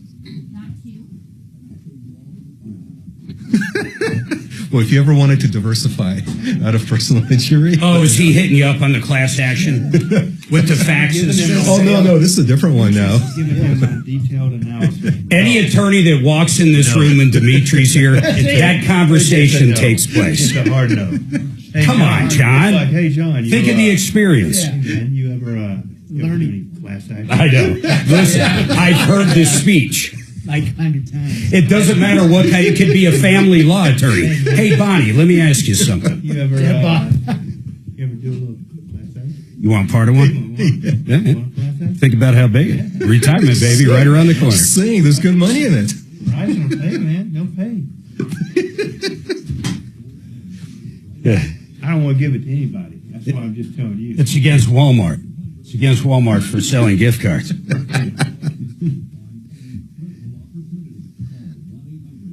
Oh my God.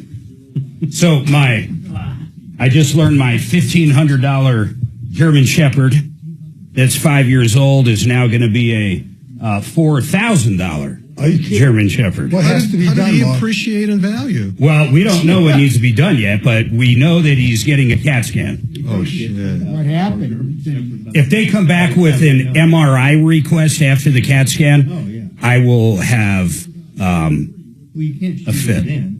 $4,000 dog. Yeah, once you're, that's how they get you. They I get doubt, you. Mark, I doubt if they will come back with that because they're going to know what it is. No, but they used the two different things. So if they would have chosen an MRI if that was what they were looking for as opposed to a CAT scan or vice versa. Yeah. So you don't have both.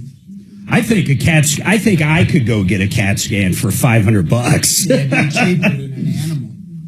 How much is a CAT scan, John? You deal with them. What's an average bill for a CAT scan? Depends on which ER you go to. Well, give me a range. We went to, they were $10,000 a piece. Oh, Addie. Help, complete with tips and resources at aarp.org/caregiving. Brought to you by AARP and the Ad Council. All right, 303-713-8255. Man, I just learned my $1,500 German Shepherd Nico is now worth, I think it works this way, is now worth almost $4,000. Let me tell you why. Suzanne brought him up to CSU. And by the way, probably, not even arguably, probably one of two of the best veterinarian schools. And people there, the professors, the whatever they're called, the vets, they got to do an MRI. So I gotta put about $2 more grand into this dog I paid $1,500 for. And then we'll figure out what's going on with him. Fine. But you know what I got him to throw in, guys? Because when you put a dog through an MRI, of course, you got to knock him out. I mean, he's going to be out. But I got him to throw in, John, you're going to be proud of me, a nail clipping. So while he's out, they're going to go ahead and clip his nails as a added bonus. You ought to throw in like express the anal glands and all that stuff. Throw that in, yeah. Collar, too. Let me ask you, what's the most? And Mark's anal glands. I'm going to get, listen, I've got Tyre, Shelley, and Stephanie. I'm going to get right with you guys. I promise I will on the phones. But what's the most you've ever dropped on a dog, John? Seriously. Oh. Or a pet. Give me and I mean it one time, not over a lifetime. I don't know. We used to own horses, man. That's a whole different cat. No, okay. Not fair. Not fair. No. I know, it's not. But dog or cat? I don't know. My wife can... I mean, we dropped $1,000 on pulling teeth out of a Chihuahua. I mean, I'm just waiting for this dog. What, you don't have pliers? I'm waiting for this dog to run out of teeth. It seems like every time you go in there, they pull like 7 or 8 of them, you know? They're regrowing. I think they are. He keeps growing teeth. And they keep pulling them out to the tune of like $1,000 every time, it seems like. It is, just like sharks. Maybe it's a baby shark and not a Chihuahua. Would you say that's the most in one? No, we spent way more than that. How about you, Dimitri? $2-3 grand, $4 grand. Mark, a few years ago, I lost a 20-year-old cat, and I spent a few $1,000s in her last few months. But last few months. Yeah, and I would have given her some of my time if I could. I know a guy in the last 6 months spent $20,000 on heart surgery on a little dog. $20,000. And it actually lasted a little bit, but I don't think he got his money's worth. The dog was somewhat old, too. We all get there. I spent $7 grand on a Shih Tzu one time. We were out of town, and we had a house sitter. Her name was Lana. She moved our car out of our garage so she could park in the garage while she was there house sitting and dog sitting. She ran over our dog in our car in our driveway. Got him up to the vet. We were with the kids. Our kids were really young at Legoland in SeaWorld in California, San Diego area. Get a call at 1 o'clock in the morning from Lana. She's at the vet and needs to know if we're going to approve $2,000. And we're like, well, yeah, I mean, what happened? She told us, so we approved $2 grand. We get a call back. By the time the night was over, we're $7 grand deep in this dog. We're going to need a different credit card, sir. That one's not going through that anymore. One's not. So we're $7 grand deep into this dog. And that was it. That dog lived another 3 or 4 years. I'm going to tell you something that is absolutely unbelievable. Remember, our house sitter ran over our dog in our car in our driveway. I would say 2-3 years later, I get a check from her dad. She was 17 at the time. I get a check from her dad from his insurance company. I think it was State Farm for $7,000. He turned it into his homeowners. Now, why it took 2 years, I would have no idea. I didn't even know it was going on, but we got reimbursed $7 grand. Listen, Stephanie, Tyre, and Shelley, I promise I'm going direct to you. One of them's got a problem with the Denver police towing their car, an issue with a car accident. That's going to be right up John Fuller's alley big time. And then Stephanie, an issue with a flood in a crawl space. That can be catastrophic. Hold on.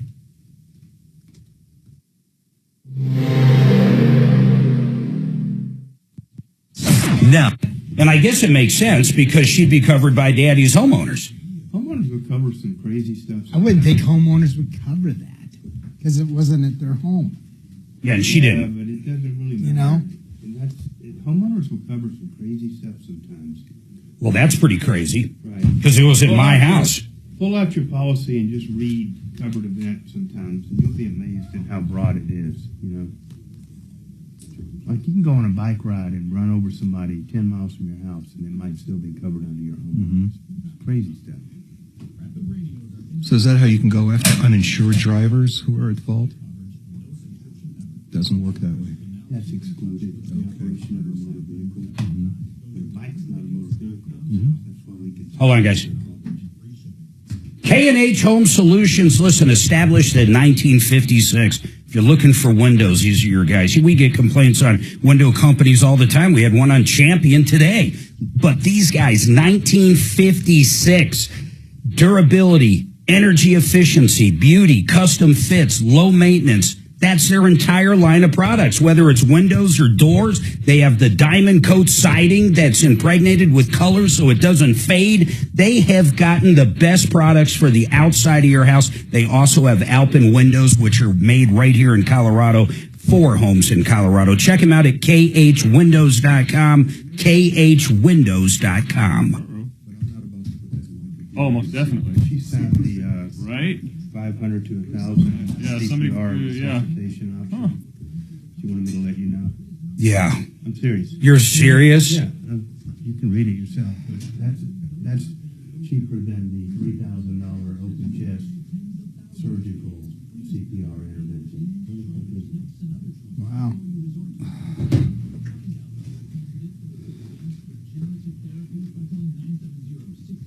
Oh, she signed it, though. Yeah, that's good. Now, what are the chances of the dog not getting CPR now that she signed it? Well, they're not going to do the open chest CPR $3,000 version. If she gets home at less than 10 grand, I might be happy. If you sign that one, they're sitting there beside the table with a knife, waiting on something to go bad. Open the door. Yeah, anesthesiologist. Oh, whoops! Doesn't look like he missed. Is he breathing? Initiate CPR. Crack the chest. Oh my God. You would think this dog is a breeder, you know? Maybe I shouldn't have clipped his nuts and I could make the money back. Try to get him back. I like your Chihuahua, $1,000 a tooth. You can't go into any kind of vet appointment for less than $300. I mean, you just can't. The X-ray, the first thing we did at our normal vet, I was $800 in an X-ray that showed nothing. Right. So literally, I was $800 in nothing. They're like, oh, none of the bones are broke. I'm like, well, wouldn't it make sense that only after a run he's doing that there's no broken bones? Couldn't have we made that leap? I limp more than the dog after a run, you know? They're going, after the examination, they're going, well, it could be, you know, something there or on the other side or something in his spine or something here or there, but the only way we're going to find out is an MRI or a CAT scan. I had a vet for a client, you know, he would show up in his Bentley. Yeah. And I was like, this is a bad sign. You know, this just shows you everything. Should send my kid to that school. A small animal vet. Oh my God. You know, I've seen attorneys that do that. Not me. Not a Bentley. Well, I've always thought that's kind of crazy. Yeah. You know, sports guys, and talk show hosts. It's part of a jury. No problem. Absolutely dumb to do. Dumb to drive the, you know, Uber, sports car, whatever, anywhere you can be seen. But have you ever walked into court and the other attorney is just not dressed nice? I mean, like, well, the judges, if you're not wearing a suit or something, they'll just toss you, right? Yeah, they probably wouldn't toss you, but I mean, if I walked in like this, am I cool? That would not be okay. It wouldn't. Are you the one that told me that if Addie was an attorney like 10 years ago, she wouldn't be allowed to wear a dress in federal court? She couldn't wear pants. Pants in federal court. Yeah. Really? God, that's crazy. They just changed more it. Than 10. I mean, I don't know when they changed it, but it was 20, almost 5 that I was. Now, how about if you were a transgender? See, that's back the whole then? thing. It's like I don't know what the rules are for that, but I can tell you that there were some people. Well, I'm not going to tell you. I'm not even going there. He's going, wait, this could be replayed a million Nope, times. not going to do it. Come on. It sounds juicy as hell, too. I'll tell you, I've never had a transgender come into my office. That's They a made me surprise, really- Doc. what? I mean, Not that you know of. Well, I would know, They could have had really good surgery. but I would still use. I would still. they don't have babies. How much is a set of ovaries these days? Excuse me, how much to put in a uterus? I would charge about $1.5 million. There's people out there that could afford that if you could sell it. But you can do it, but there's no guarantees it'll work. Right. I always thought. I would hand him a consent form and John's card at the same time. Wasn't there? Copy of your insurance deck sheet and all that. Wasn't there a town in Colorado that had some of the best sex change? Yeah. It was Pueblo. Pueblo or Buena Vista or something like that. It was something that They had a world famous Trinidad. Guys, Trinidad. You, your family, and everyone out there in America land. Amazing! Find out more at coronavirus.gov. A message from the CDC and the Ad Council.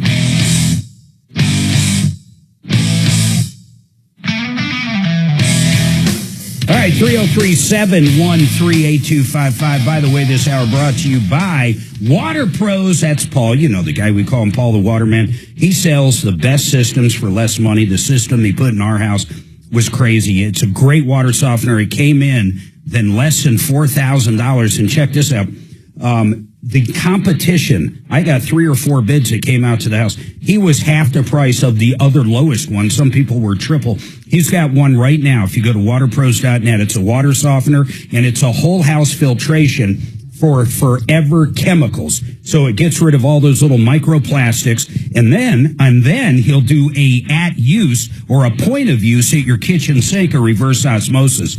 Less than $4,000. Less than $4,000. Some of the competition, $12,000 without blinking on that same stuff. Waterpros.net. Now, I want to do this. I'm going to go to whoever's been holding the longest, and we're just going to plow through these calls.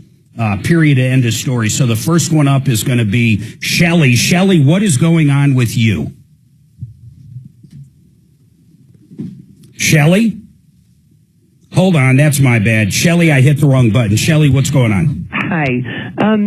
2 days ago, my 32-foot motor coach, which I was living in, and I was parked outside of a friend's house, which they were okay with me being there. Anyway, long story short, got posted a notice from the cops that I had to move it 700 feet, which is ridiculous because 3 days later... Hey, where is this, Shelley? Is it downtown Denver? Is it? Yes. Okay, yes. so it's city no, Denver. Not downtown, not down. I'm sorry. It was on 12th and Hooker. But Okay. it's still Denver. So I rented a truck, moved it to 700 feet they required, and as soon as I was returning from bringing the truck back, cops, the fire department, everything there, they towed my RV. That's the roof over my head. So wait a second. I just really want to understand this. So they first didn't tow it. They put a notice that you had to move it 700 feet. Now, is that a rule like you can't be in the same spot for X amount of time? Why are they telling you to move it the 700 feet? Apparently, you can't be parked more than 3 days. Okay, it's just an ordinance of some deal. So when you moved it somewhere else, did you park somewhere where they could immediately tow it? What I don't understand is why didn't they just immediately tow it where you were, but now they towed it when you moved like they asked you to move? Honestly, I couldn't even tell you. I just know that I was in compliance with the notice, and that my biggest issue is, I mean, they destroyed it. The right half of the windshield is completely gone. I don't know what happened to that. My stuff was everywhere. Lots of things broken. They gave me 15 minutes to remove all, and that's where I was living. You know, so I my understand. clothes, my everything I have. Where did you put everything? Just what happened? I rented a U-Haul Okay. and went to the they had it at the sheriff's Denver sheriff's impound lot, but 15 minutes that's just ridiculous. I'm 64 years old. I understand, and I don't agree with any of this, but I'm trying to figure out how we can actually help you. Or can you get the vehicle back now? When you say the windshield, was it cracked in the first place? I mean, did they? Yes. It was cracked. So there's an argument there. It didn't matter. The windshield. Oh man.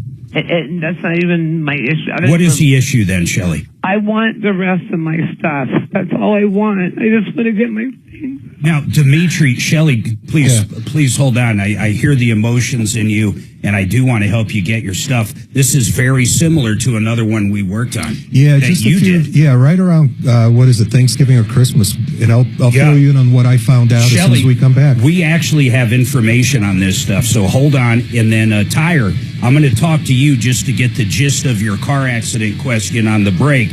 And then Stephanie, you're going to be up next. Hold on, everybody. And Shelley, just calm down. Hold on. We're going to try to help you.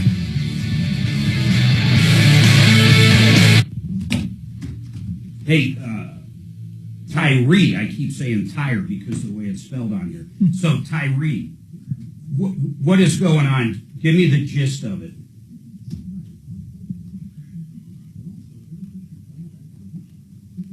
Yep.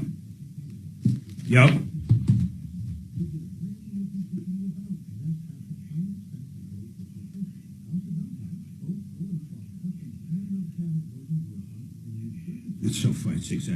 That's exactly what I talk about in one commercial. So where's it at now? Did you get a check? Are you waiting on a check? What? Okay, hold on. I understand now. Hold on. Did they say why? Just out of curiosity, really quick.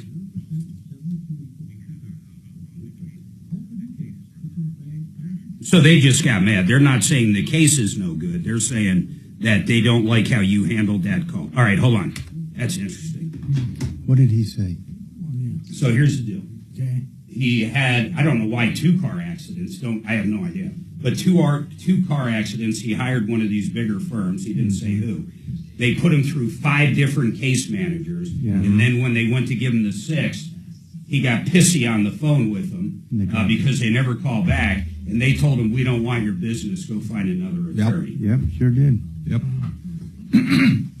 And his question is, do you want to represent him? His question is, what is John Fuller's phone number?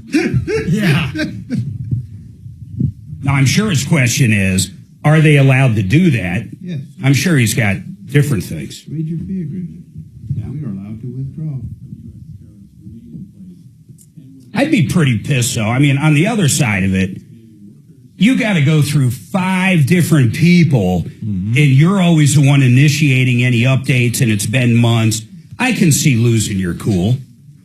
Yeah, I can't do. What I don't understand is the 2 accidents. He hired him for 2 accidents. What's so hard to do about that? Well, how do you, I mean, what are the chances of getting in 2 accidents? Well, I'm sure it does, but I would have hired 2 different attorneys. That would be the reason I would dismiss you as a client. And have done that. For 2 Because it different makes no attorneys. sense. It's dumber than you Then a box of rocks. That too.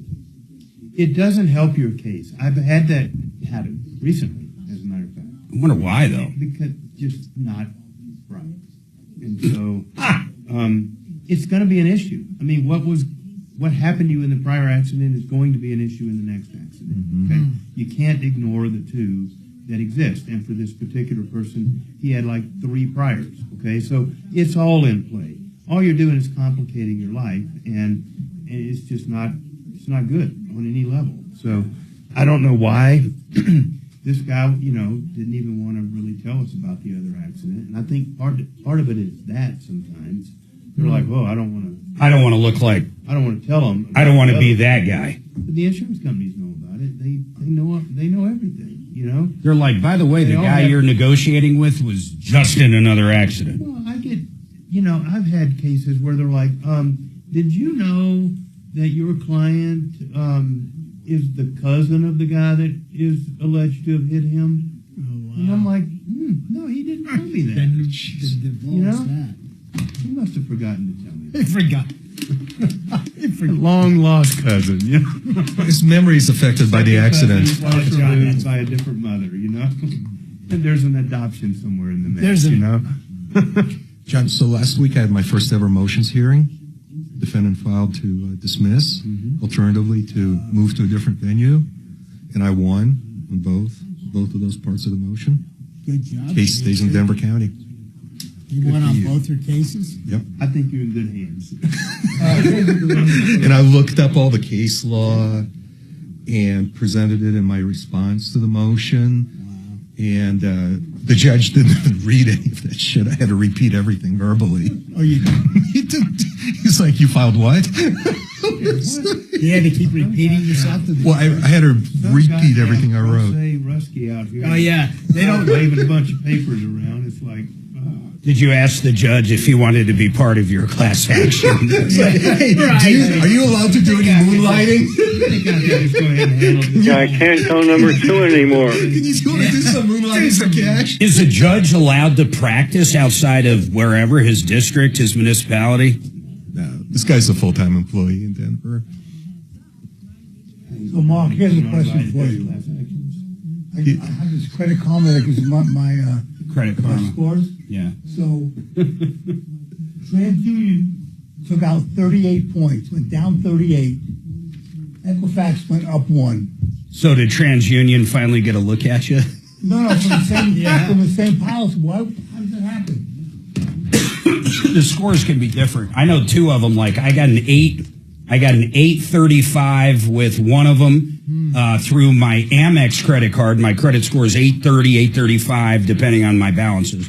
And then my Capital One is like usually 810. So I have no idea. That's about that same kind of range then. Well, but to go down 38 those points. Things are so stupid.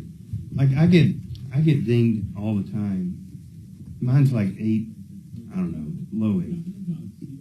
8.5, 8.06, something. And every time it's like well, you've got too much revolving debt. I'm like, no, I have zero revolving debt. Yeah, you just happen to have it Up that every second. single month. Yeah, I know. No, but I pay off my credit card every month. It may be 25, 30 grand, especially on my business card. Easily. That's the normal monthly float. Yep. So, but they're like, well, you carry Mine's the exact revolving debt. what blows me away. Airline points. Yeah. What blows me away is I pay all on my Amex because I get four times points on advertising. Right. And I spend a shitload with iHeart for my clients. So I've actually got 3 different Amexes under 3 companies I own because you can only get 4 times the points on the first 150,000. So, I mean, get an idea how much I'm spending on advertising, like, $600,000-700,000 a year. But it affects my personal credit, even though each one of them is a company. Right. So if one of them's got 40,000 on it, like you at any given time, my credit can go from that 835, if it hits at the right time when they pull it, can be down at 815 without even blinking. Yeah, and they're like, oh, you're carrying a lot of debt there, Mark.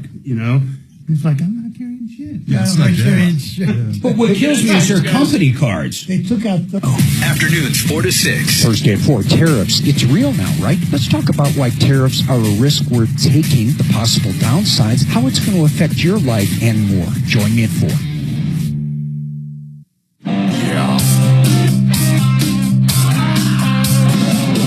Ripped off, bad news. You need advice so you don't have to lose. We'll come running just as fast as we can. Troubleshooter's gonna help the common man. This is the Troubleshooter Show.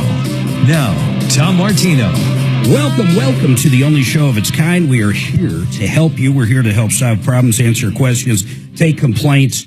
This hour brought to you by Frank Duran, the real estate man. Frank's a great guy. Here's the bottom line. You want the best realtor out there, you call Frank. Frank did so well for Suzanne and myself in our Castle Rock house. You couldn't believe it. He got more than the exact same model in the entire neighborhood of Red Hawk. This was like 5-6 years ago. He did great. Then he helped us negotiate and got us a great price on our new house. You need the best. He sells more homes in 1 month than most realtors sell in an entire year. In some cases, a year and a half. And you can check out those stats. It's just unbelievable. FrankDuranHomes.com. Now, we're trying to figure out how to help Shelly. She's homeless. She lived in her RV. And basically Denver, she was parked in Denver. They put a sign up or they put a notice up. You got to move 700 feet. It was 700 feet, right, Shelly? Yes. Within a period of time where they were going to tow it. She had to call a tow truck over because the vehicle didn't actually run, and she moved it the 700 feet, and then I guess she went out somewhere, and when you came back, or they knocked on it, what actually did happen? Were you in the vehicle when they came out to move it? No, my roommate was, but I had rented a tow truck and I pulled it myself, and then I was returning the tow truck, and when I drove up, they were there. I wonder, Shelley, tell me if this makes sense. When they saw you move it the 700 feet and have to use a tow truck, I wonder if that's when they made the decision that they were going to tow it because it's inoperable. Do you think they knew this already? We have been dealing with Denver police with this for quite a long time. Why would you possibly be in Denver like that? Why wouldn't you go just to the outskirts or somewhere else? I guess I don't understand that logic. Okay, this is the problem. The part that I needed to fix it was like $1,100. We were, my roommate and I were intending on, repairing it, of course, and we were just, I was just going to sell it and go back to live in an apartment. Well, now I don't have it to sell, and if they destroyed the living daylights out of it, so it's not even feasible for me to even try to sell it. But the problem is they left me homeless, which was bad enough. But I just want to be able to get my personal property out of there. Let's stick to that. So, Dimitri, you dealt with this on this guy's tools. Almost verbatim. It was another motorhome deal. They towed it, but all the guy's tools were in there, and that's how he made a living. And I think it's at the same place, right? Yeah, so in that matter, the guy was never allowed to get into the motorhome because he didn't have registration or title to it. All he had was a bill of sale, but the Denver sheriff said that, hey, as far as we know, that's a fake bill of sale. Yeah, of course. It needs to be official. So, and I agree with that, actually. I do too. So, Shelley, do you have anything to prove ownership of this RV? Do you have a registration? Yes, I have the title. I do have the title. With your name on it? Yes. Okay. Is there a registration also by any chance? The registration is expired. Okay, but it has your name on it. Maybe that's why it was towed. But and the last question I have for you is, how do you know that you moved at 700 feet? Because I'm a former math teacher, number one. I measured how far. We measured to see how far down. We moved it 2.5 blocks, and that's more. It was actually 1,200. Shelley, why did they just, not that it was right, but why did they tow it? I really want to understand that. You must have an inkling. Well, yes, I do, because obviously, I'm talking to other people that live in RVs. The state of Colorado wants to get RVs out of here. Okay. They don't even want them. And honestly, Shelley, if I owned a house or something and you were parked in front of there, I probably would have a problem with it. But I was parked in front of a friend's house, and there's a park across the street, so we were not obstructing. Yeah, I get it, but the rules are rules. But here's the good news. Yeah, so Shelley, I still have my contact at the sheriff's office. So if you could scan and email us your title and your now expired registration, I'll submit those documents to the sheriff's office, and I'll ask them to give you access to that RV so you can remove the rest of your stuff. When did it go into the impound yard? It went in the impound yard 2 days ago. Okay, so it's still there. So if you can email that, Kelly here will give you our email address, and she'll forward those documents to me right away, and I'll follow up on it with the sheriff's office today. You do understand that we were able to go in there yesterday, but they only, 15 minutes is just a ludicrous amount You just need a little more time. Shelley, did they say you can come back for another 15 minutes another day, or did they say... The deputy, his last name is my first name, ironically, Deputy Shelley. He said it would be up to him, because I said, can I please come back tomorrow? Because he told me he was going to have me arrested for trespassing if we didn't. God, why are they being so difficult with you? Did you throw it? Did you give them money? Look, whatever they sell. I know they took your house and stuff, but did you get into an altercation or threaten them or anything? No, I was crying and begging and pleading them to please let me get my stuff. What would it take to actually get your RV back? A lot I of don't money. want it back. It's $235 at this point. Well, it's $255 now. And it doesn't run. It doesn't run. I don't want it back. They destroyed it. The whole right windshield was completely missing. It wasn't even anywhere around. And the inside, I have pictures of what they did to the inside of it. They broke a lot of my stuff. I have these little crystal figurines and things were broken, and everything out of the refrigerator was just strewn all over the place. Now, I've had this thing towed before, so what the way the inside looked was just, it looked like they just ransacked through everything. Yeah. I have a suggestion for Shelley. Shelley, this is Bo. What was the story about the 700? Why were they concerned about the 750 feet? You can't be in the same spot They for don't X want amount of time. They don't want people living in the street. More than 3 days. So all vehicles are required to be moved. Well, I have a small suggestion. I have a rental property in Denver, and someone had similar to your situation. They put their camper on the street, and it was in front of my rental, and I kept calling the police about it. And the person that was their only home. So the person and the police wouldn't tow it or get involved because the person that was in this camper or RV called the mayor's office and had some sort of department for the initiative for homeless. Oh, wow. And she was able, and this made me upset. The mayor's office got involved and they allowed this person to stay on a public street in front of my rental Like they house. gave them a for 3 months. variance or something, an exception? They gave some, because I called the police department several times because it was kind of an eyesore. And they said, well, the mayor's office got involved and it stays. So you may want to call the mayor's office and ask for the homeless division.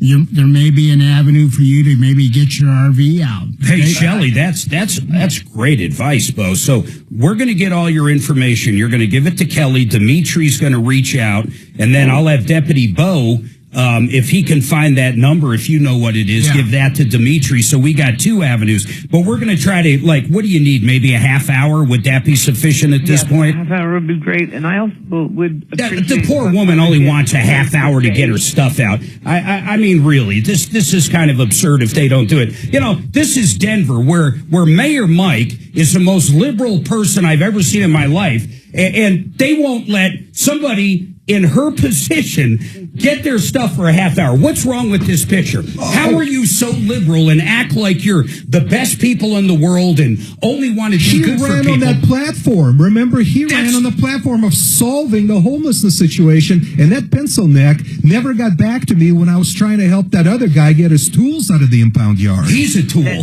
That's what's going on here. He's talking out of one side of his mouth. I might not agree with his politics at all, but when you get up there and say, hey, I'm going to fix the homeless situation and do this or that, and he won't even allow his officers, and they're his officers or guards over there at impound, to give this lady a half hour to get everything she owns in life. Mike, you're an ass. Thank you. It's so bullshit. It's just too bad she didn't call the mayor's office from the get-go. It's like when they take people's cars and sell them. All you got to do is come up with a fake they need a better plan. You can probably get that RV for a song and a dance. I know you and the old lady have been looking. Yeah, you've been looking for loot. Hey, Mark, you say anything strange about this? Oh, I got to do this real quick. Retirement Planning Center of the Rockies. You know, a lot of people will pretend to help you out with retirement, but a lot of them are just investment people. They're going to tell you, you know, a certain annuity they sell so they can make the money on it, or they're going to tell you what stock so they can make money on the trades. That's all they focus on. These guys focus on helping you retire, and what I mean by that is they can help you with every aspect of retirement, not just the investment side. They can talk about your Social Security and income. They can talk about optimizing benefits. They can talk about Medicare and how different supplements work. They can talk about insurance and annuities. They can talk about long-term care, estate planning. They put it all together when it comes to your retirement. Please give these guys a call. We've been dealing with them for years, and they're absolutely wonderful people. And I don't care how old you are. If you haven't thought of retirement, please call them up and pick their brain. rpcenter.com. That's rpcenter.com. Can you believe it's snowing? Yeah, it's April.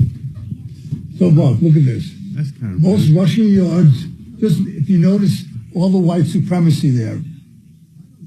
Oh, geez, Doc. I mean, come on. What? I mean, that's not, of course it's that way. I just find it... Most rush yards per game, year by year over 30 years. There's Davis, Terrell. Yeah, but there's not one white face. Barkley. I mean, it's not a surprise. Adrian Peterson. Yeah, but it's not a surprise that you know the name. 3 times, 4 times. Adrian Peterson, 1, 2, 3, 4, 5 times. Josh Jacobs, 1, 2. Elliott, 1, 2, 3. What happened to Elliott? He was good for a while, then he went to hell. And Marshall Falk, man, I haven't thought of that name for a while. Fred Taylor. How about a lot of these guys are on here. There's really only like 6 people here. Who was the guy from the Rams? I can't think of his name. He was a great runner. Oh, man, Tyree Hunter.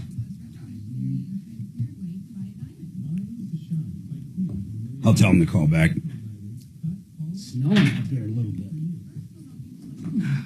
Oh, it was before 95, that's why. Well, you must know it's probably minimum stuff. I mean, they're not going to give up $1 million case. What? It'd still be entertaining. Oh, it'd be a great call. You kidding? Good call. I get a PI call about 1 out of every 10 shows, you know. Went out of how many shows, John? 10. Oh. Thought you'd get one on every show. No. Not that many people call a live radio show to talk about their car accident, you know? And if they have an attorney, they're probably told not to. Well, if they have an attorney, I can't talk to them. That's the thing, you know? Oh, that's weird. She's not weird. I never thought it. So you're saying if Dan... oh, wait. How does Capless do that then? Yeah. Oh, because they're not talking, of course, about the auto accident. Right. Yeah. Yeah, if you're represented by counsel, I can't. Okay. I'll give her a call right now. I wonder how he fishes for that, or simply because it's, all He never political. really talks about his show. He never talks law. He just does the commercials, yeah. Yeah.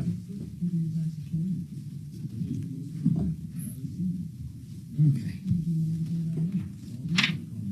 I had a dude one time. He was kind of, sort of semi-Hispanic looking, dark eyes, you know.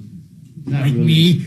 And One hand. he had like 10 warrants out for him. He was out golfing on the City Park golf course, and the cops, somebody dropped a dime on him. The cops went out there and they contacted him, and he basically professed to be Mexican without any identification, and they bought it. And then let him go. And let him go. And then they maybe find him I was like, shelter. how in the hell did you not get arrested? He's like, no habla inglés. And I'm like, what? And he was serious as hell. He was.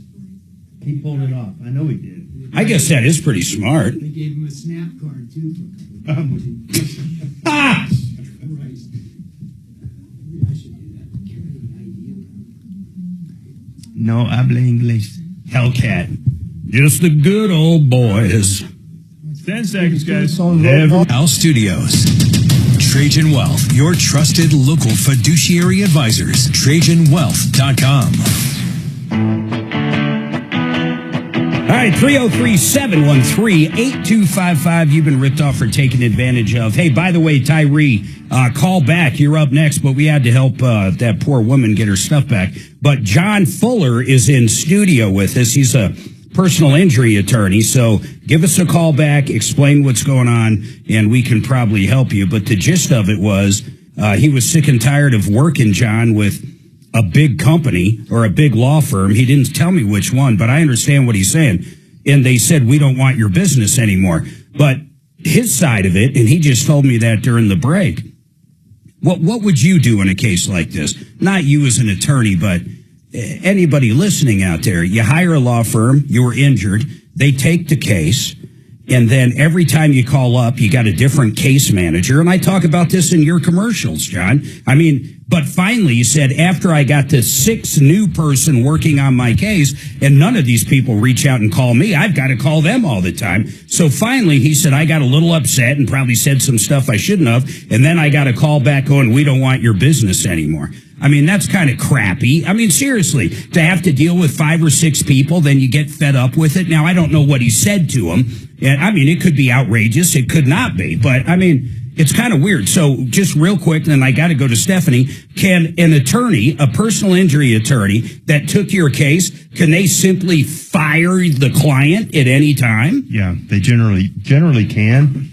It's all going to come down, like every other contract issue, to what it says in the contract. So, or the fee agreement. Yeah, in the fee agreement. It gives the attorneys a right to withdraw, at any time. And so I don't know what was said, but I'm sure it wasn't a pleasant conversation. There's 2 sides to everything. Of course. But yeah, I mean, they can say, look, there's no way we're going to make this guy happy. We're not going to deal with our employees getting harassed or threatened or anything like that. I mean, I don't know that that's what was said. Yeah. But if that line was ever crossed, it's a line that you can't come back from. I just had one the other day like that, and that asked me to retake on a case, and I was like, no, I won't do that to my staff, Just too abusive, bottom line. Exactly. Hey, Stephanie, what's going on with this crawl space? So my house backs to a Denver public school. they built a soccer field, and when they built it and they put more soil there and made the property higher. So now I have a swell behind my house that's 4 feet higher. So all the excess water comes back into my property. And I've been dealing with this now for 7 years. Oh my God. And it's getting progressively worse. And I couldn't figure out what it was happening at first. Well, so first I thought it was go ahead. I want to pull this part out of it because you said it was a school. If it was just, just from doing the show, I can tell you a few things.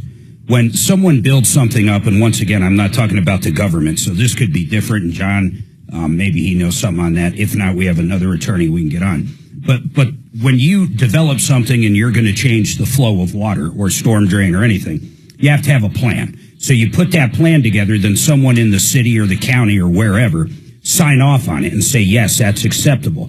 Then, you build it, whatever it is. I don't care if it's a house next door or a soccer field or whatever. You go out there and you actually build it. Now, if the water does go the wrong direction and ultimately ends up hurting someone else's property, or like in your case, like getting into the crawl space or into the house, it's a pretty tough fight then because they did follow the plan. So the first thing typically you would do is find out if the construction followed that plan. Was it done right? Because if the county, and tell me what you think about this, John, if the county signs off on something when it comes to the flow of stormwater and they screw up, the engineer screws up, where does that where would you think that would go back on? I'd either say the county itself or the engineer that did the plan, or too bad, so sad. Well, I think no matter what, so much time has passed that 7 years. There's going to be no chance of going back now and dealing with that.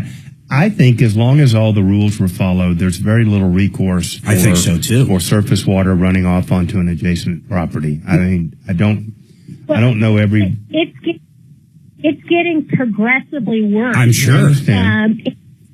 And I mean, let me just tell you, it goes under I have a carport. It goes under my carport and rises up, so I have like watermarks across my carport. Is it just your house, Stephanie? Have you tried to do anything with French drains or to mitigate the damage at all? Or even a big sump pump? No. It's in both of my neighbors. It goes, because it all goes all the way to the front of my property. It's cracked the street in the front of my house. I mean, we're not talking a little bit of water. We're talking a lot. I had a civil engineer come over last year and do a survey on my yard, at the backyard, to make sure it wasn't because they turned around and said, "Oh, it's Mother Nature." And what they say? And they were like, water moves and stuff like that, and it doesn't have anything to do with me. And I have a support wall in the back of my house that was built the same time my house was in 1957. And when I bought my house 9 years ago, that wall was in perfect condition.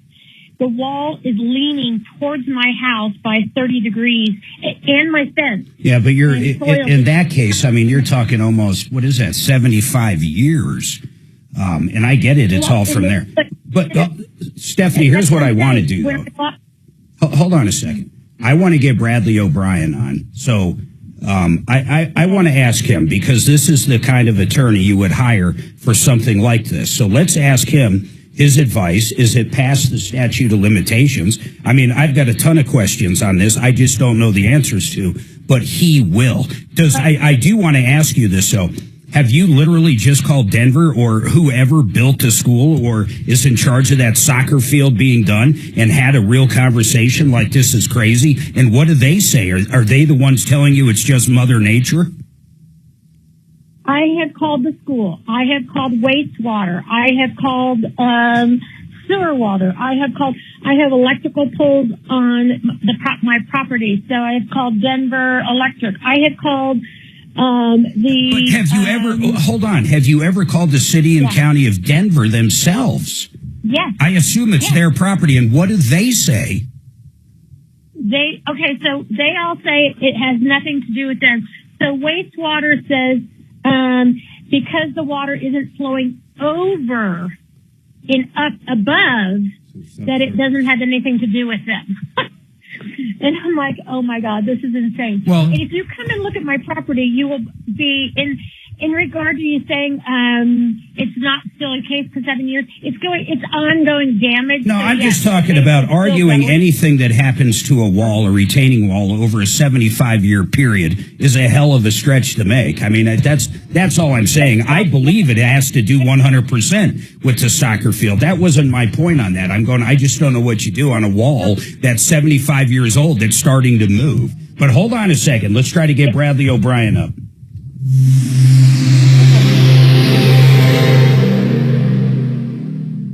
This is Dead. Perfect 9 years ago when she bought the house, and now it's collapsed. Yeah, I know, but Not she's... that it's over 75 years, but that in a 9-year period, 7 of which, since they built the soccer field, the wall has gone to hell. I understand, but she also said that wall was built in 1956. Her house was built in 56. I'm pretty sure she said the wall. But if the wall was perfect 9 years ago, And then all of a sudden it starts moving. they built a soccer field and the wall goes to shit, I'd say even if it had been there 75 years, that's a pretty good testament that there was no problem until they built the damn soccer field. I think she just needs to mitigate this, her own property as best she can. French drain system, you know? Probably no. Did she say what school it was? Did she say what school it was? What Denver school? No. I need 0 reses.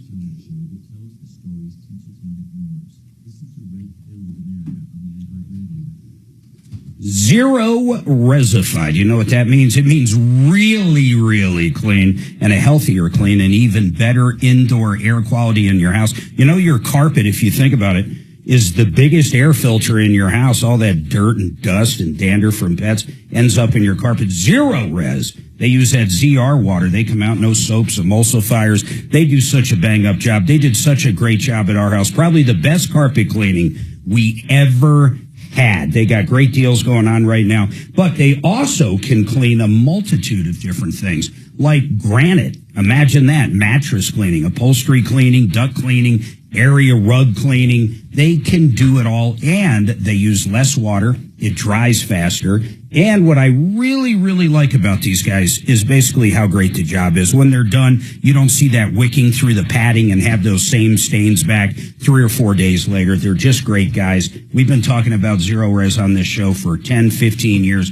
Give them a call at 303-471-5150, 303-471-5150, or visit ZeroResDenver.com.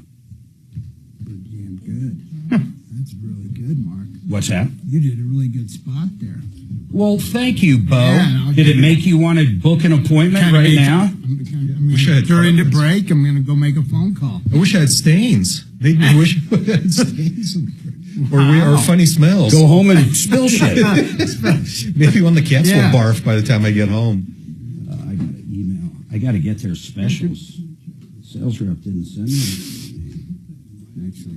What sells them more than anything is their specials. You know, the 3 rooms for $99. These Haitians are freaking amazing. What are they doing?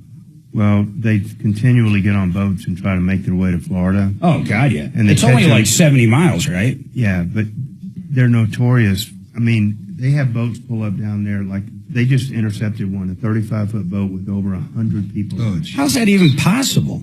I'm telling you, it's possible. Look, they're out of the bottom, they're in the hull, they're on the top, they're hanging onto the sides. I mean, it's amazing. And if they make it to land, it's a bonus, huh? It's like a covey of quail. And with Cubans, don't we have to keep them if they hit the shore? No, that changed. On, and these aren't Cubans. So it's a whole different policy. So how far away are they from? Or they go to Cuba first and hop the boat? No, Cuba's 90 miles due south of the Keys. Where's Haiti?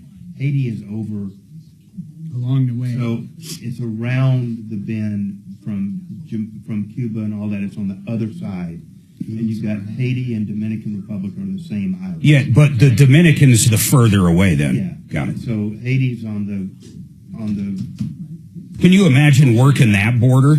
Can you imagine you had to keep the Haitians out? Well, the funny thing of DR of DR, Punta Cana. I mean, well, there's a huge ass mountain range in between them, so there's more of a natural divider between them. But the funny thing about this stuff is every now and again these Haitians make it up to the Keys, and one of the places that they tend to run ashore is this place called Ocean Reef, which is an uber exclusive place with a massive gated entry that you can't get into unless they check your IDs and your license, and they don't have any Haitians there. Okay, let me just say. So when 99 of them land on the shore and all go running up into the houses of Ocean Reef, it's a major, major problem. Okay? These are exclusively uber wealthy people down there. Big time politicians, presidents, and stuff go down there. They don't just have Haitians running amok. And apparently they do. They freak the absolute heck out. It's funny as hell. You got a message into Brad O'Brien? Kelly? Answered me, and he's not answering his phone. Got it. They weren't even very cool with Obama showing up there. They weren't cool. He doesn't have enough money. They'd rather have the Haitians. My guess is he's unavailable. Okay, but you did text him. Yeah, I texted him, and I called him twice. Okay.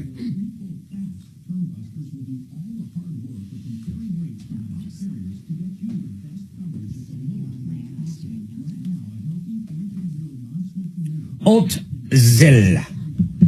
Isn't it so cool that attorney did that, though, man? Went all the way through and fought $75. I mean, really, I think that's cool as hell.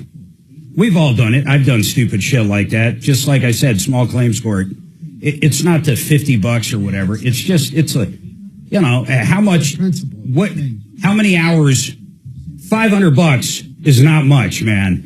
I mean. Did he say if he got his money back? Yeah, I bet the $30. That's what I want. 630 KHOW, an iHeartRadio station.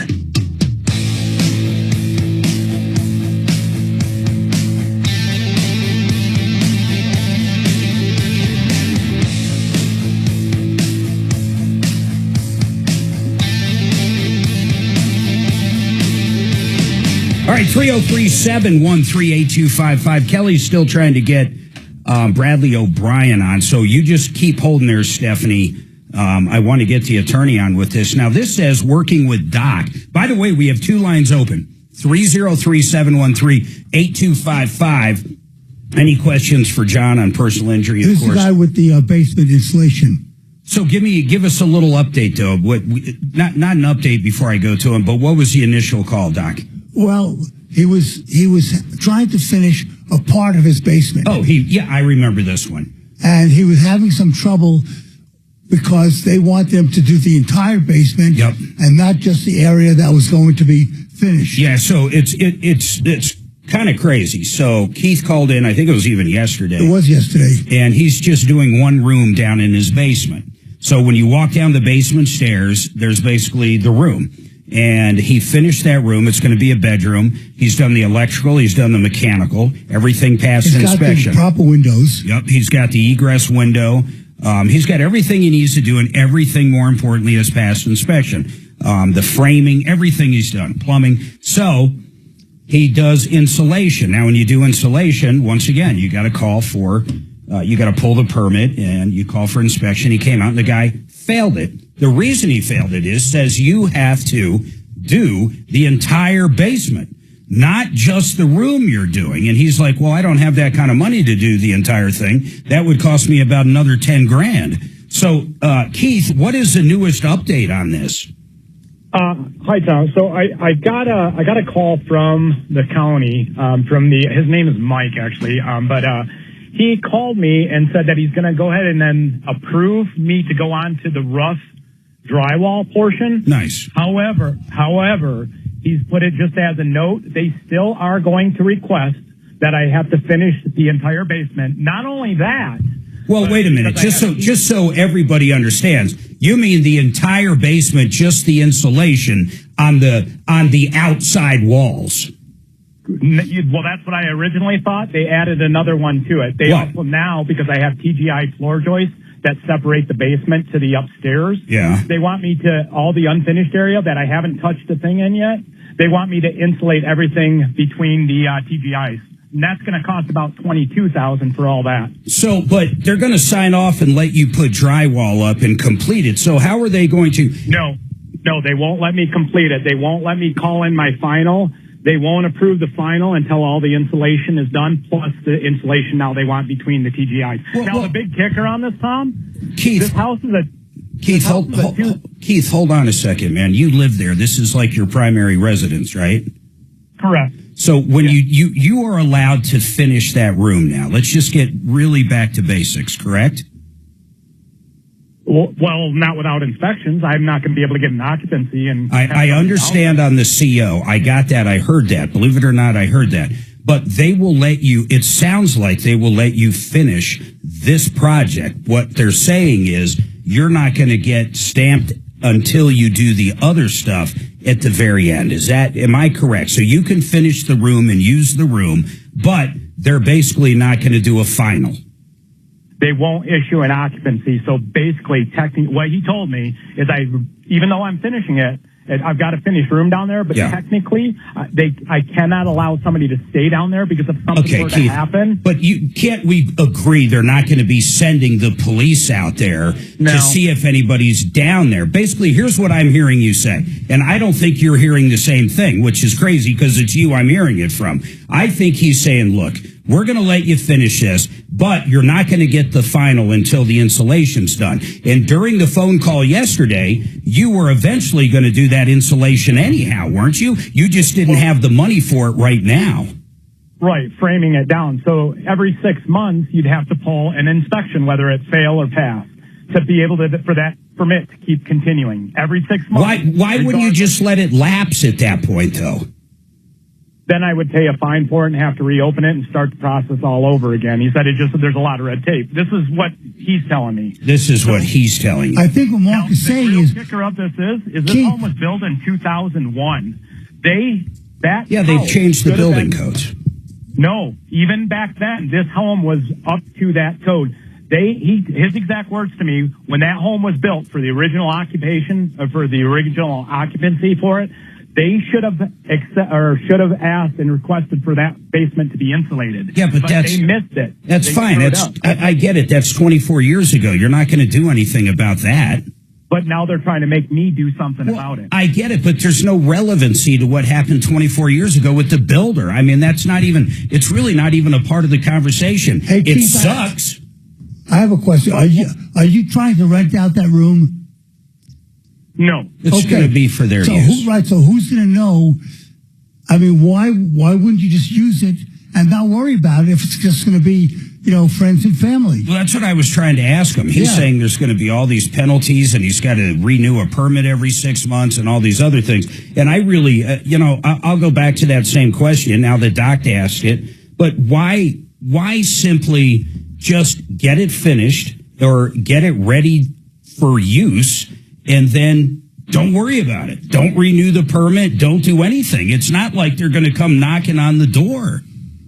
Right, but now let's say life happens and in 2 years I decide it's not finished and I'm going to sell the home. Yeah, then you've got to finish it, or actually you still don't. You simply have to disclose what happened. A lot of people don't realize this. You can do your own work. You can finish your own basement and not pull permits. But when you sell the house, you better tell whoever's going to buy it. You better disclose it. So you simply disclose it. Hey, I did this. They wanted me to do insulation everywhere else. I wasn't ready to spend $40,000, so we just did this part, and we never got the final permit. I mean, it's not that big of a deal, Keith. I mean, it would be nicer if everything was done when you go to sell it, but I don't think it's that big of a deal. I mean, I really don't. In fact, okay, let me do this. I want to try to prove it to you. Let's get Frank Duran, the real estate man, on. I want to get a real opinion on what the disclosures say, and does he really think that's going to be a big idea when he sells? But just hold on, all right? I like the fact they're just going to let him finish on it. But let's see what Frank says. And Keith, if you want to just listen in. I mean, John, everybody in here has owned a house or at one point, I assume. You've owned so many rental properties, Bo. You still do. I have a suggestion for Keith. What is it? Well, first off, what municipality is this in? Hey, where is it? Where is it, Keith? Isn't it Denver?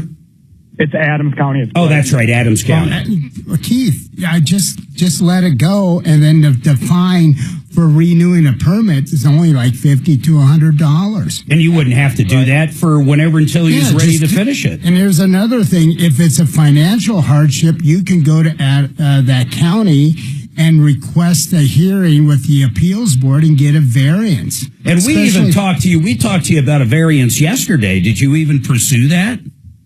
No. I just got a call from him yesterday. I would do the paperwork on it, man. Go request it, just like Bo said. I mean, just say, hey, I don't have the money for this. But I do want to hear on that realtor aspect of it. But Bo, where I was going with you is, or with John or with anybody in the room over the years, I mean, have you not done work in your house where you're supposed to pull a permit? It did not. I don't care if you were never. I refinished my whole basement. Yeah, exactly. I refinished my whole basement without a permit. I did too in my last house. Perish the thought. I mean, I hired electricians. I hired everybody that knew what they were doing. So I didn't worry about that, but I didn't pull the permits. And when I eventually sell the property, I'm just going to put on the real estate form that no permit was taken. Yeah, you just basically... We'll talk about the disclosures. Let's take this break so we're not up to top of the hour. I got two lines open, 303-713-8255. He's making a mountain out of a molehill, man. Please. Yeah, I mean, that would be my advice, too. Yep. I want everybody to go there and blow this bitch out of the water. How about that? Especially your primary. I'll put it just like that. Whose bitch you going to blow up? This commercial. Yeah, so I finished my basement in my last house like 20 years ago, and I mean, I talked to my insurance agent. They were like, we'll still cover every bit of it. I mean, I did everything to code. I just didn't do it with the permit and stuff. Nobody seemed to really care. When I sold it, they damn sure sold it with every square foot that I had. Hold on, guys. Finished footage. RecoverYourHair.com. The founder's Nick Turner. He went out and wanted to get a hair transplant. So what's this guy do? He starts getting prices. Man, do they come back expensive. I've never shopped for one, but $25,000, $30,000. I mean, that's like really big money. So he found this doctor that he found on the internet that everybody was talking about. His name is Dr. Nuri, and he's been in the biz of hair transplants for a very long time. The thing was, the guy was in Turkey, but what Nick found out is this guy was like 1/4 of the price of anything he can find here. And everybody online, everybody that used him, said he's great. I mean, like, extremely great. And the facility's great. And the staff is professional. And the aftercare is world class. So what would have cost him $29,000 here, he only paid $7,000 for. He flew to Turkey. He calls it like a mini vacation. He hung out there with his wife for the first 2 or 3 days, had the transplant done, and then spent a couple more days recouping a little, and then flew back. The follow-up, of course, is through Zoom or however you guys want to get connected with them. But think of that money savings. And that entire thing cost him $7,000, including the airfare, the hair transplant, and the hotel. So he started this company, RecoverYourHair.com. If you want to talk to Nick, you want to figure out more of the logistics, please give him a call, 970-534-0676, or just check him out at RecoverYourHair.com, RecoverYourHair.com. Gravina. We talk about Nick Gravina. He's in studio all the time. Listen, there's a lot of window companies out there. These guys you should get a bid from. Call them all on our referral list, but I love Nick, and I'll tell you one of the things I love about him. Okay? 20 different manufacturers of windows. So whether you have a fix and flip or a $10 million house up in Vail, they're going to have the window for you. 50 different lines of windows from those manufacturers. Their sliding doors, their entry doors, absolutely beautiful. Their pricing is wonderful.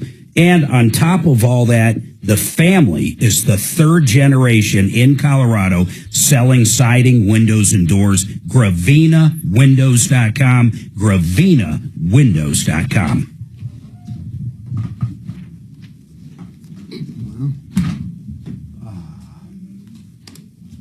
I like the ones I don't even have to. So Istanbul is one of the most visited cities. Did you know that, Mark? I did not know that. It's an incredibly rich historical city. When are you Good going, afternoon. Doc? Tom Martino Show. No, I'm just saying, for these people who are going for the hair transplant, when they talk about a mini I guess vacation, you don't need to go. I know, but when they talk about a mini vacation, Istanbul is a great city to visit. It's so, I just find it, like, I won't fly to Mexico to get dental work. I mean, I just like, it's just, I don't know what it is. It's probably great. I mean, it probably is. I don't know what's even involved in a hair transplant. Well, I know what they do. They take an individual hair with the root, and they put it into your skull. So they get it from your pubic region and then put it on your head? They get it probably from the back of your head. Can you imagine having short and curlies on top of your head? What if you don't have any hair on your head? Where did they get the hair? Kelly, any luck on Frank Duran, the he's real on 3. estate man? Oh, cool.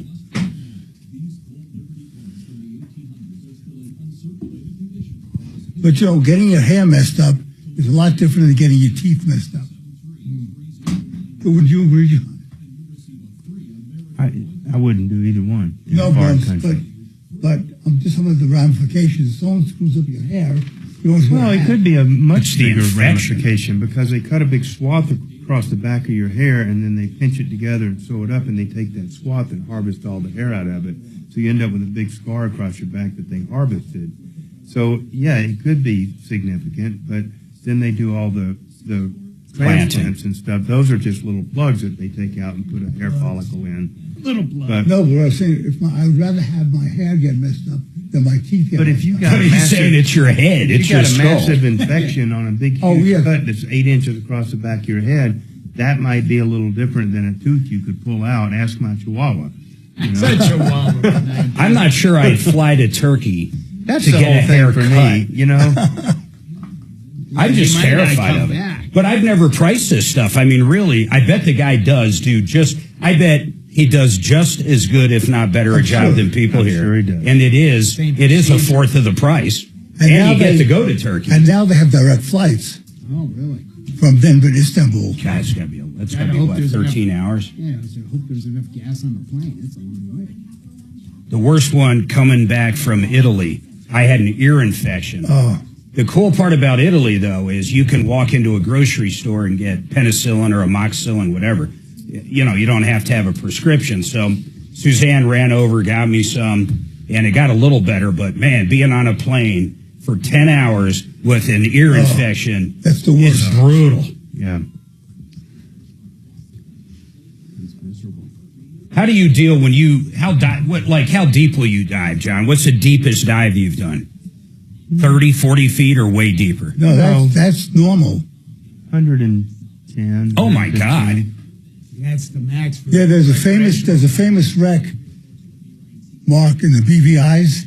That's the 10 Rome. seconds, guys. So everybody goes down to the. And why there's a logjam when the Republicans have the power.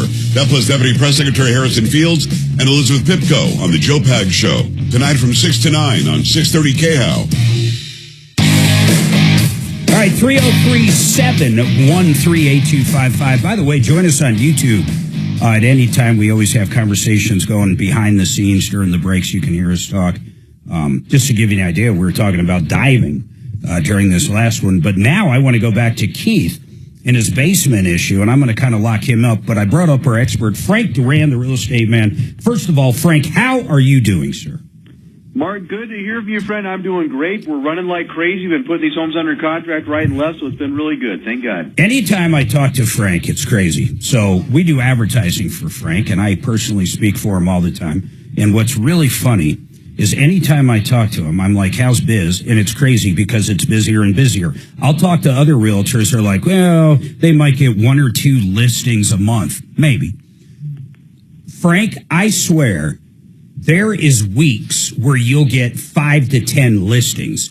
It's absolutely amazing, and it's because of how good you are. I don't care what anybody says. You get more than the average realtor for the house, and you sell more than the average realtor. Isn't it really? What does the average realtor sell in a year, Frank?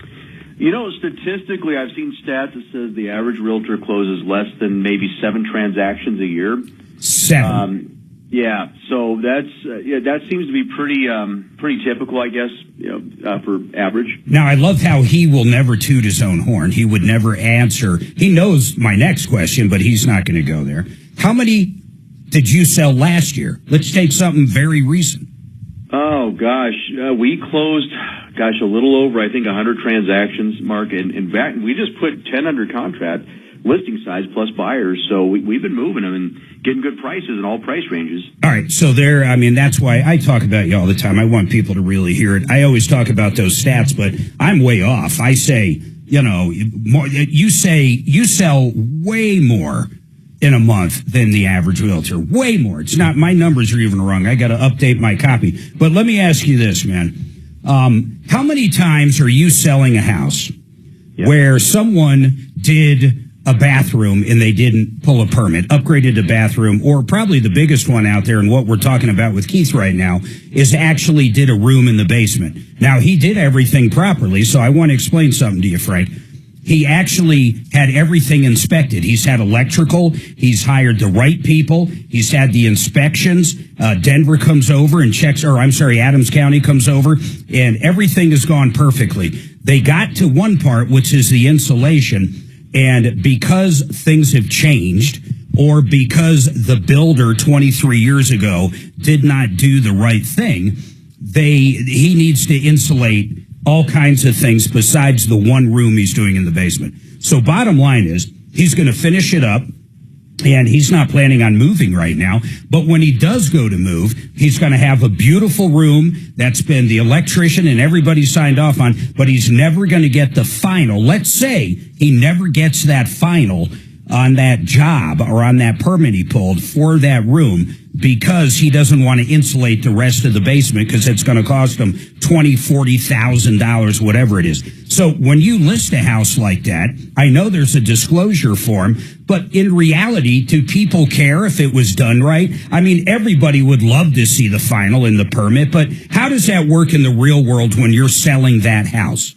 Well, Mark, great question. In fact, I'll tell you, there's a number of these homes we sell in that situation. There is a spot on the seller's property disclosure, and it specifically says it, or it asks if there's any additions or non-aesthetic alterations made without a building permit. So if that's the case, you just simply mark yes, you explain the situation, and, I can't even recall any time I've ever had a buyer just not buy a house over that. I've never had one not close over that. So I think the key is just disclosure up front, and everybody's happy. Yeah, so, do you have any questions after hearing a guy that sells more homes than virtually any other realtor in the state of Colorado per year, if not every realtor, Keith? He's saying out of the 1,000 homes he sold, it's never been an issue.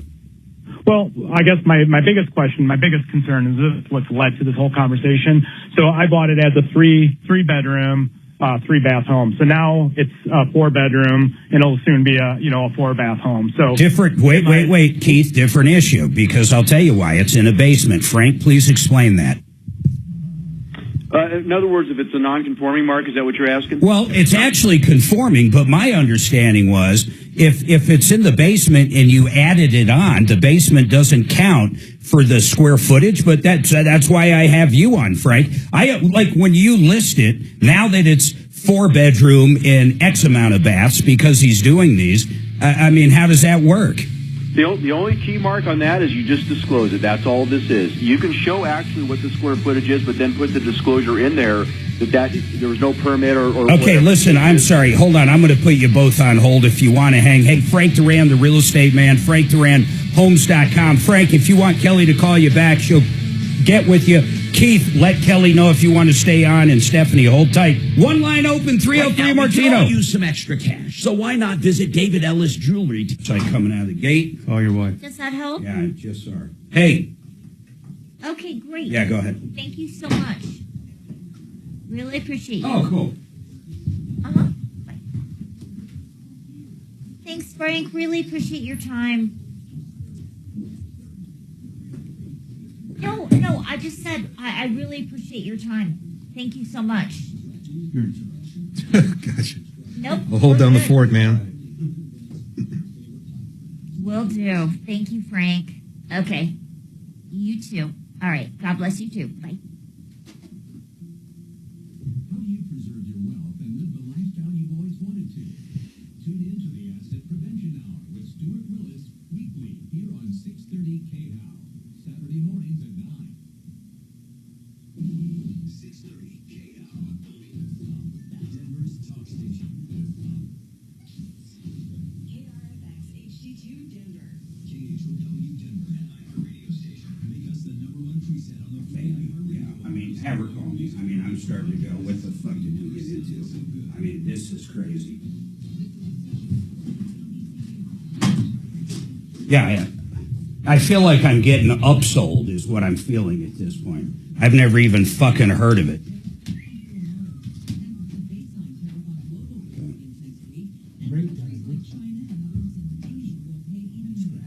I look it up, it's ED, erectile dysfunction treatment.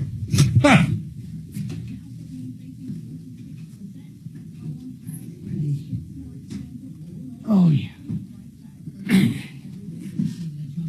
Yeah, or you say I'll call her and then text John and he can tell me. I mean, you know, I got another hour of the show to go.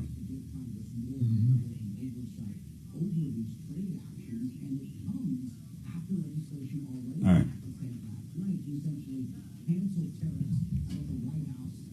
All right.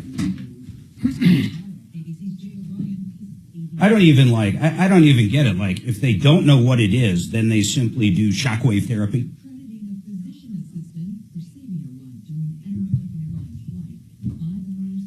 Okay, well, that's what I want to know. I want to know what the imaging says. Then we can talk about that. But if they're saying they can't find anything on the imaging, I'm going to be like,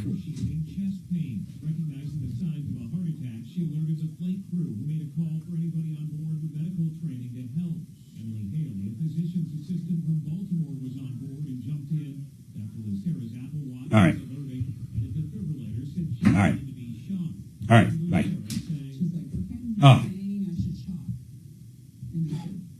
I'm starting to hate CSU. Well, God, they're pretty reasonable. That's the hospital. Well, I can tell you the house sitter that you're going to use on your trip at the end of the month is going to be a lot better, Mark.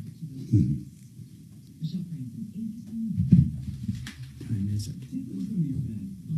Hey, Mark, would you let me do the 1 o'clock open? No, because Doc would fucking throw a fit. Okay. All right. But I will. Sometime. Definitely. Absolutely. I got a good script. For the full open? No, like, for here, you can have that. Take a look. I can practice. Maybe next week sometime. Like during one of the hour open, top of the hour opens. It's not bad. Not bad. Okay. Well, let me know. I'll have it in my book if I ever get a chance. Yeah, you got to kind of wing it a little, you know what I mean? Oh, without reading it? Yeah. Well, I'm not saying the first time by any means, but I'm saying you do, you want to change it up occasionally. Oh, yeah, every time. Yeah. I can do that. I don't get, now, I don't know what they're trying to sell me now. This damn CSU vet. I got nothing on Brad O'Brien. Do you want me to reschedule Stephanie? Yeah. Tell her just tell her you'll call her back as soon as we figure that out. Mark, I don't know what. What's that? Well, she doesn't know yet. They're like planting a seed of shock wave therapy. Is the dog convulsing or something? No. They're thinking maybe up here she is. Hold on. You might have to. This Mark. Hey. Hey, Stephanie, Okay. I don't want you to have to wait. I'm trying to get our real estate lawyer on. Hello. So, let me. Yeah, I can hear you your fine. number.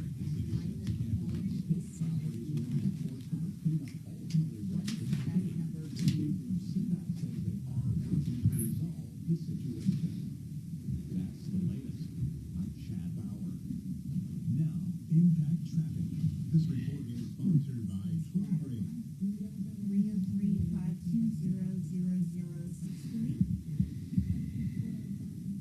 Okay, great. I will call you as soon as we're able to line them up, right? No problem.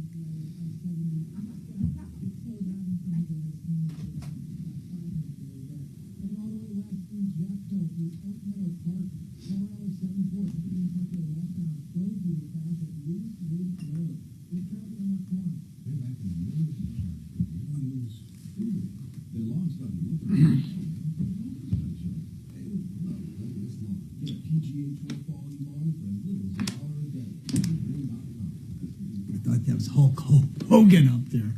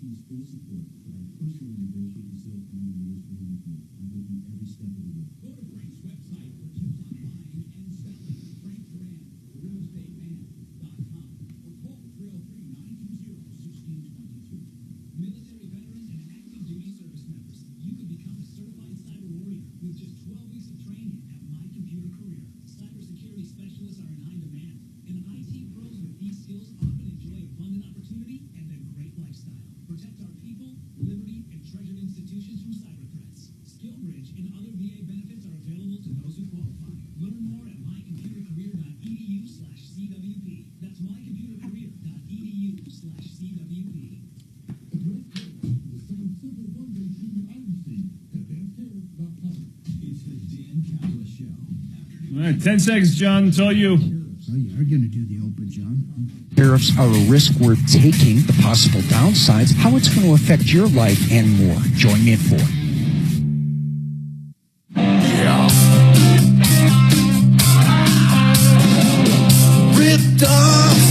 Welcome back to the only show of its kind on the radio. This is the Tom Martino Show, where they've been solving problems, answering questions, and taking complaints for consumers for more than 50 years, if you can believe that. My name is John Fuller. Mark has stepped away from the microphone for a moment. He'll be right back. But in the meantime, the fox is away. It's time for the John Show right now. So we've got open lines. We're here to help you. I am a personal injury attorney here in Denver. And if you have questions along the lines of accident cases, I'm always available to help answer your questions and help, steer you in the right direction. So give us a call. The phone number here is 303-713-8255.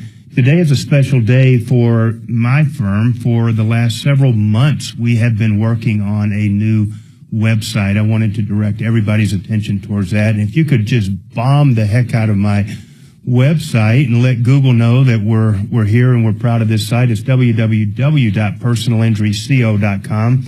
I would like for there to be at least 5,000 people out there that type that URL in and go to the webpage. Let us know what you think about it. You can either fill out a comment on the site itself, send us an inquiry. If you have a case that we can be of assistance on, we'd love to hear from you. And if you want to give us a call here on the show and talk about that, you're welcome to as well. We got lots of crazy stuff going on in the world today. John, I have a question for you. Yeah. Would you recommend that everybody, if they're in an accident, or even if it is their fault, at least go to their primary care doctor if there's any chance of an injury that might not manifest itself right away but would show up a day or two later? Yeah, so the thing to keep in mind with any sort of injury case is that you have the burden of proof, okay? So what does that mean? That means that we kind of start from a default position that you're not injured and everything is perfect, and we're going to maintain that position until it's proven otherwise. And you have the burden of proving that. So the reason we tell people to go to the doctor right away and to get checked out, just as an abundance of caution, is because if you wait a couple weeks and something comes up that you absolutely know is related to the accident, you're going to be criticized for taking that 2 weeks as a failure to mitigate. And that's actually a defense that the defense brings up in our cases down the road. And it's not just a little 2-week gap in treatment. It can be not showing up for treatments. It can be, waiting and doing home exercises or doing some non-traditional therapy method that you got off of Google or something. Any of that stuff that you might do is going to fall short of being able to prove that the accident injuries were reasonable, necessary, and related back to the accident. So whether it's an urgent care center, the ER, your primary care doctor, really doesn't matter. It's the fact that you now have a record that shows that you complained about these injuries and related them to the accident. Yeah, so proximity is significant. Well, proximity, causation, relatedness, everything like that temporal proximity. Absolutely it is. And so, we see some health organizations that just really don't want to be involved in cases, and they take these absurd positions like, well, I don't need to be concerned about causation to know, the diagnosis. So what does that mean? That means you can wheel a guy in out of an ambulance that just came from the scene of an accident with a broken arm, and we've got some practitioners in this state that say, I can look at an x-ray and diagnose the broken arm, but I have no idea how it got there, and I don't need to know to be able to diagnose that broken arm. And so against that mindset, you need to always be thinking that we've got to document the temporal proximity, meaning the relation to the time of the accident with the onset of the injury and everything else. The better you do that up front, the better off we're going to be down the road in the ability to prove those damages were caused by the accident. Okay. John, I have a suggestion. I think you should give out your website another time because it went quick. Crazy. Personalinjuryco.com. CO stands for Colorado, personalinjuryco.com. So go on there, take a look, let me know what you think. The goal in our website is to have a source to go to and get most of your questions answered, but more than anything, to let you know that you're not alone in what you're going through. When you're having challenges with the insurance company, it's not unique to you. The entire system is set up to, for the insurance companies to be able to dispense with these claims as cheaply as possible.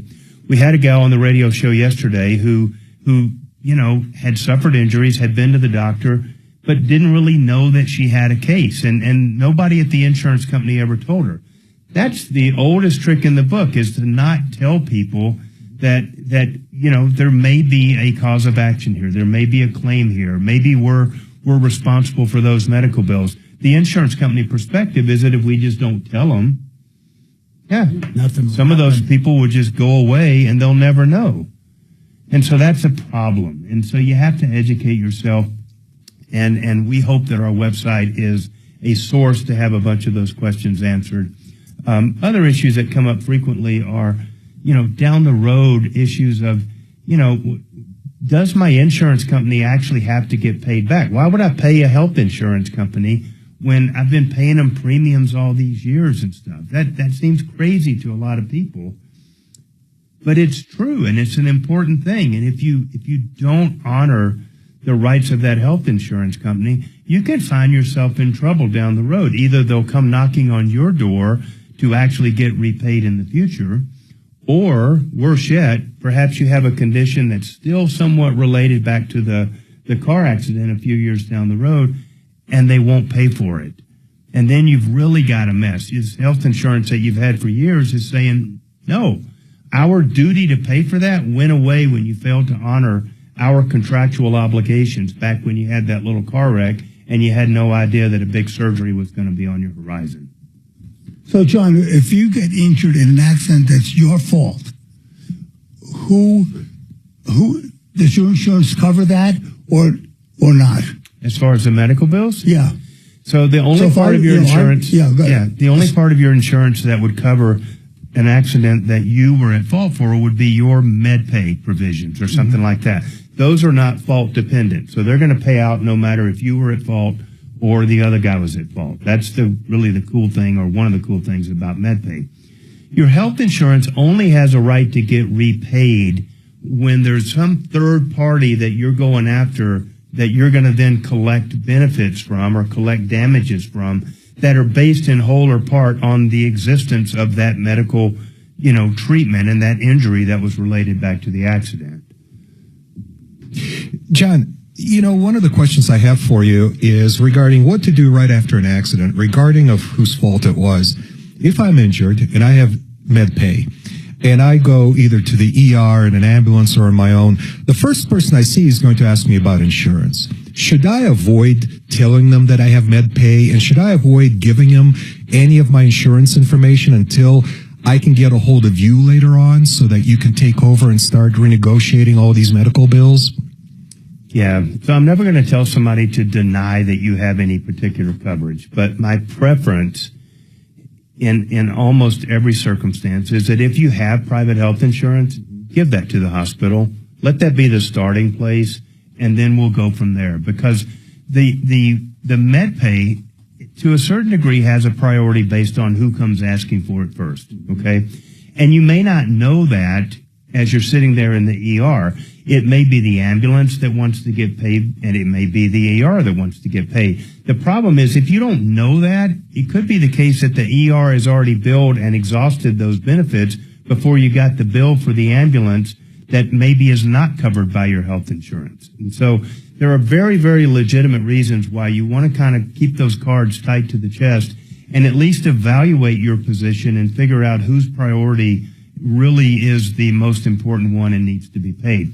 There are also issues with respect to repricing of medical care. I don't think it's a secret to say there's a moving target on what the price point is for various procedures. And so, as an example, we were talking earlier about CAT scans, MRIs, that kind of stuff.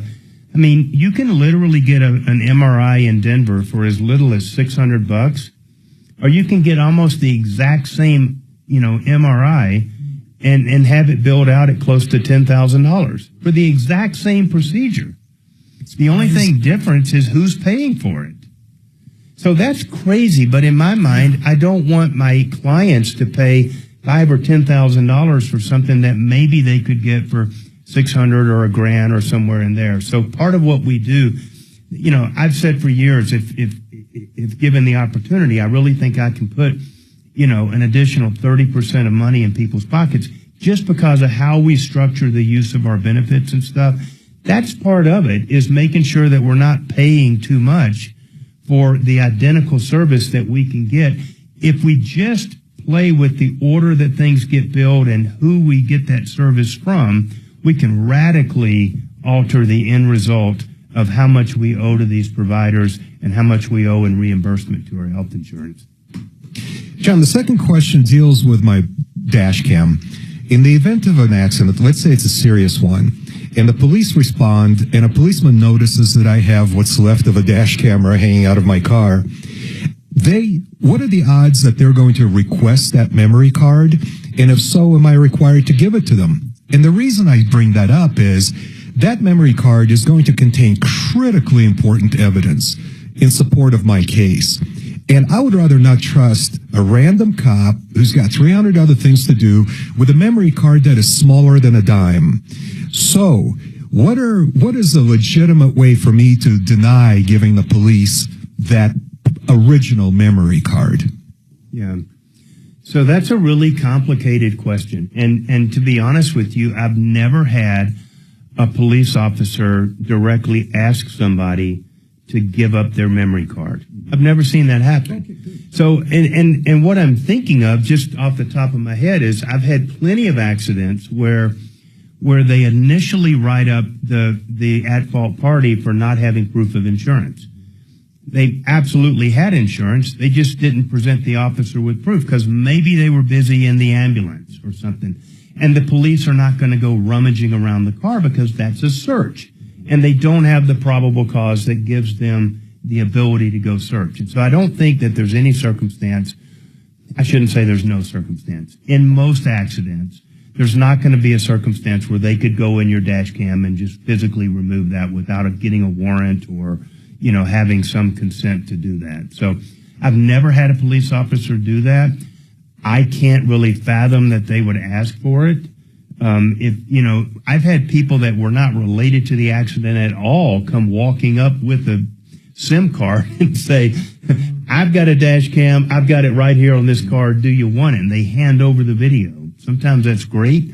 sometimes it's not so great. Yeah, it's like a 50-50 odds, right? You just don't know when you put that card in. But it's great for identifying the truth. Listen, I think, right? I mean, dash cams are incredible. I have a rear-facing dash cam on my bicycle. That's how much I think it's incredible. Is that, I mean, there's just no substitute. I'll tell you the truth. I've griped about this so many times. When I started practicing law 25 years ago, and we would have accident cases, I don't recall that we ever really had. Well, I can't say we've never had it, but true liability, he said, she said disputes were almost unheard of because the cops would really investigate and go out of their way to do that. Fast forward 25 years, I think there's a number of reasons. I mean, the police are shorthanded. They have a lot of stuff on their plate. They just don't have the opportunity to really get into investigating some of these true he said, she said, and so they don't write anybody a ticket. And they send them down the road with the police report that basically says, I don't know who was at fault. And I'm telling you, even though there may have been witnesses and there may be an easy way for them to figure it out, if they don't go that extra mile and do it, you're looking at a case that's going to cause huge problems for those injured parties because the insurance companies only have to go by what their insured says. And if the other party says, oh, it wasn't my fault, I didn't run the red light, they're going to deny liability on the case, and the only way you're ever going to prevail in that case is to go to litigation and proceed to a jury trial and convince a jury of that, which I'm telling you is going to be very difficult in the absence of, cameras or witnesses or other evidence that help support that. So back to your question about dash cams, many times that's the difference completely between a case that can't be resolved and a case that's resolved absolutely. You made a believer out of me. Probably 6 months ago, I went out and bought a dash cam, and it was $150, but it gives you great peace of mind. Yeah, I totally believe in them. We're going to go to a break right now. We'll be right back.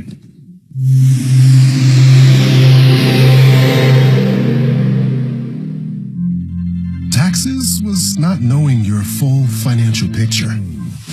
Now Taxes is getting and maximizing your refund all in one place. Credit Karma, where a TurboTax expert can do your taxes for you. They'll get you the most money back, guaranteed. Then you can do more with all that money, all in Credit Karma. Now this is Taxes. Into a Credit Karma with TurboTax. Get started today. Yeah, we did good. You're going to say, I checked it out, and it's awesome. It's the best thing I've ever seen. It's sliced bread. Check it out. Makes me want to go get in the house, man. What's up with your dog? Yeah. We don't know yet. It's just another fucking. They got to do something else. It's I don't even want to talk about it because I'm like fucking pissed. So. What's the bill up to now? Yeah. 2,000. Oh, it's not bad. Oh, I just got your website. That 2,000 and they know fucking nothing. So that's ridiculous. Right. Are you? They know nothing. Are you at the CSU? I just told Suzanne it's probably simple as this. It's a 5-year-old fucking dog that can't run 4 miles every day now. Can you run 4 miles with arthritis? No. Nope, they don't see arthritis. Oh. And the only time he limps is after running for a long time. Just give him some pot. He'll be fine. Fuck. There you go. I feel like she's a fucking sales lady, the doctor or whatever. He'll eat a little bit more, but it's fine. No charge. It's like, has the dog been anywhere recently? It's like the dog's been to like fucking every state on the west side of the country. No, I think. Did you need the CSU in Denver? My German Shepherds are known for fungal something. Oh, okay. So tell me how this would happen. When you run a long ways, you start limping, and it's due to fungus. How the fuck does that happen? Like we said. But we're checking for fungus. That's ridiculous. There's there's different kinds of fungus. I just really think about that. That's what I just heard. And I'm not a fucking vet or a doctor, but when the dog runs 4 miles, it'll limp for about a day, then it's fine up until it runs 4 miles again, just like even us. 2 weeks later. So it keeps either re-injuring or it bugs them or something happens. Don't run. So why am I checking for fungus? My brain doesn't understand it. Maybe they're saying if there's fungus in there and it's already aggravated, it can flame up more because of the fucking fungi. I think Dragon has solved your problem. Get a bottle of CBD on the way home. Throw one in the dog's bowl every time you feed it. Life is good. And it sucks that I'm not down there because I'd fucking talk to this lady like, I'd like to see what she looks like. I swear to God, I feel like she's a salesperson. Suzanne doesn't feel that way at all. Suzanne likes her, but Suzanne got to meet her and stuff. All I hear her is saying, we're checking for fucking fungus. We're $1,500 in now, we're charging and for a we fungus know test. nothing. So now they're going to go in and pull samples and we are going check to for fungus. Charge you for a fungus test. And she's already prepping me for the next. She's like, they're well, if we see something with this test from the joints, Then we're then gonna we have might to do have to do a fucking blah, blah, blah, blah, blah. The blah, blah will get your ass. Yeah. I have the feeling literally we're going to be like $3,000 out of pocket and not know a fucking thing. Besides, don't run them 4 miles. She's going to say, we know what's wrong. Yeah, don't. You're running them too far. But did Suzanne do the self-drive up to the CSU Center or not? No. We knew it was going to be snowing. Hey, John, I'll bet you a cup of coffee. Why didn't you Guy go to online the Denver one. CSU, sir? His question's going to be, What's the brand of dash cam? no. If it You got a hospital in incriminates Denver me, CSU. do I have to? No, not with all the MRI. Don't give it shit to like him. that. Well, No. that's going to be his question. It's down to Weston's. I don't know if they take in appointments like that there either. I don't know. That's where I took my dog. Hey, that's a legit question. You know, I mean, we only see dash cams when they help us, okay? Right. And you know, So what if the person? should you destroy that evidence? Hell no. I would never advise somebody to do Maybe it that, didn't have you a know? memory card in it. But you know, until you're told to retain this stuff, you know, I mean, I'm not a defense attorney. I wouldn't know how to advise somebody on that. So with regard to my question, you don't think that the cop Hey, Doc, is this John? could successfully charge me with obstruction Oh, for refusing it to is? give them a card? It says they recovered $1 billion. No. You forgot the CO. You've got a right against self-incrimination. Oh, I mean, okay. if you've I got didn't. nothing I else, thought, you wow. have- I said, freaking you have John needs to be buying constitutional pizza rights. You tomorrow. would need a warrant to get over. If you just assert no, what's he going to do? Yeah. You know, well, what are you afraid of? Me seeing them there doesn't matter. Yeah, Sue I already know stayed better up than to there? answer questions What's that? like that. Sue stayed right up there? If you Fort Collins? No. did, would you I have want to know give what it people to think. Well, maybe by the time we're fucking done with this, maybe. I just can't imagine. Wow, Mark. I'm probably going to be talking to Suzanne at 7 o'clock in the morning because they found a fucking hangnail. That's all you can do to be like, I got the fucking. This could all relate back to the hangnail. Hey, look. 10 seconds, guys. Trusted local fiduciary advisors. TrajanWealth.com. Denver's talk station. Online at khout.com. All right, 303-713-8255. John Fuller, of course, joins me. John, I just checked out your website. You put some money into that. You updated that thing. I did. It looks absolutely great, man. Fantastic. I love the top. A 5-minute call could get you 30% more. It looks like you got a new free case review. You got a lot of your own reviews on there. I got to leave one for you on this. How come all the testimonies are from women? Yeah. Personal. Check it out. People out there, especially YouTubers, check it out. PersonalInjuryCO.com. I'd love feedback on it too. What do you think? I mean, you know, he's a personal injury attorney, but I think it looks absolutely beautiful, John. I think you did a great job. Thank you. Yeah, it's got a lot on motorcycle accidents, bicycle accidents, car accidents, types of cases you handle. I'd love feedback at help@troubleshooter.com, but check it out. PersonalInjuryCO.com. PersonalInjuryCO.com. What do you think of the website? Now, who do we have on here? Hold on. Charlie. Yeah, I was just talking about dash cams. Hey, Charlie, go ahead, sir. Yeah, I just was curious. You said you have a dash cam for your bicycle, but it faces rear. I do. What brand? I mean, is it specifically designed for bicycles? Or? Absolutely, it is. It's made by Garmin, And it actually has radar that's rear facing. It lets me know when cars are coming up behind me, and it has an active camera that is in there. And in the event that something ever happened, it would be recorded on that device. Okay, and it has an easy. I mean, we're talking bicycles, right? Yeah, road bike. It looks pretty cheap too, like $150. More like $300, but it's. Oh, I see. That's just one part of it. Yeah, it's a very cool technology. Yeah, here it is right here at REI, Garmin Varia. Yep. Rear view radar with camera and tail light back. Yep. That's pretty cool. And it looks like it just mounts right on the bike. Yeah, right on the seat stem. Yeah. Cause Are you a big time bicyclist? Yeah, I bike. No, I got a grandson that is.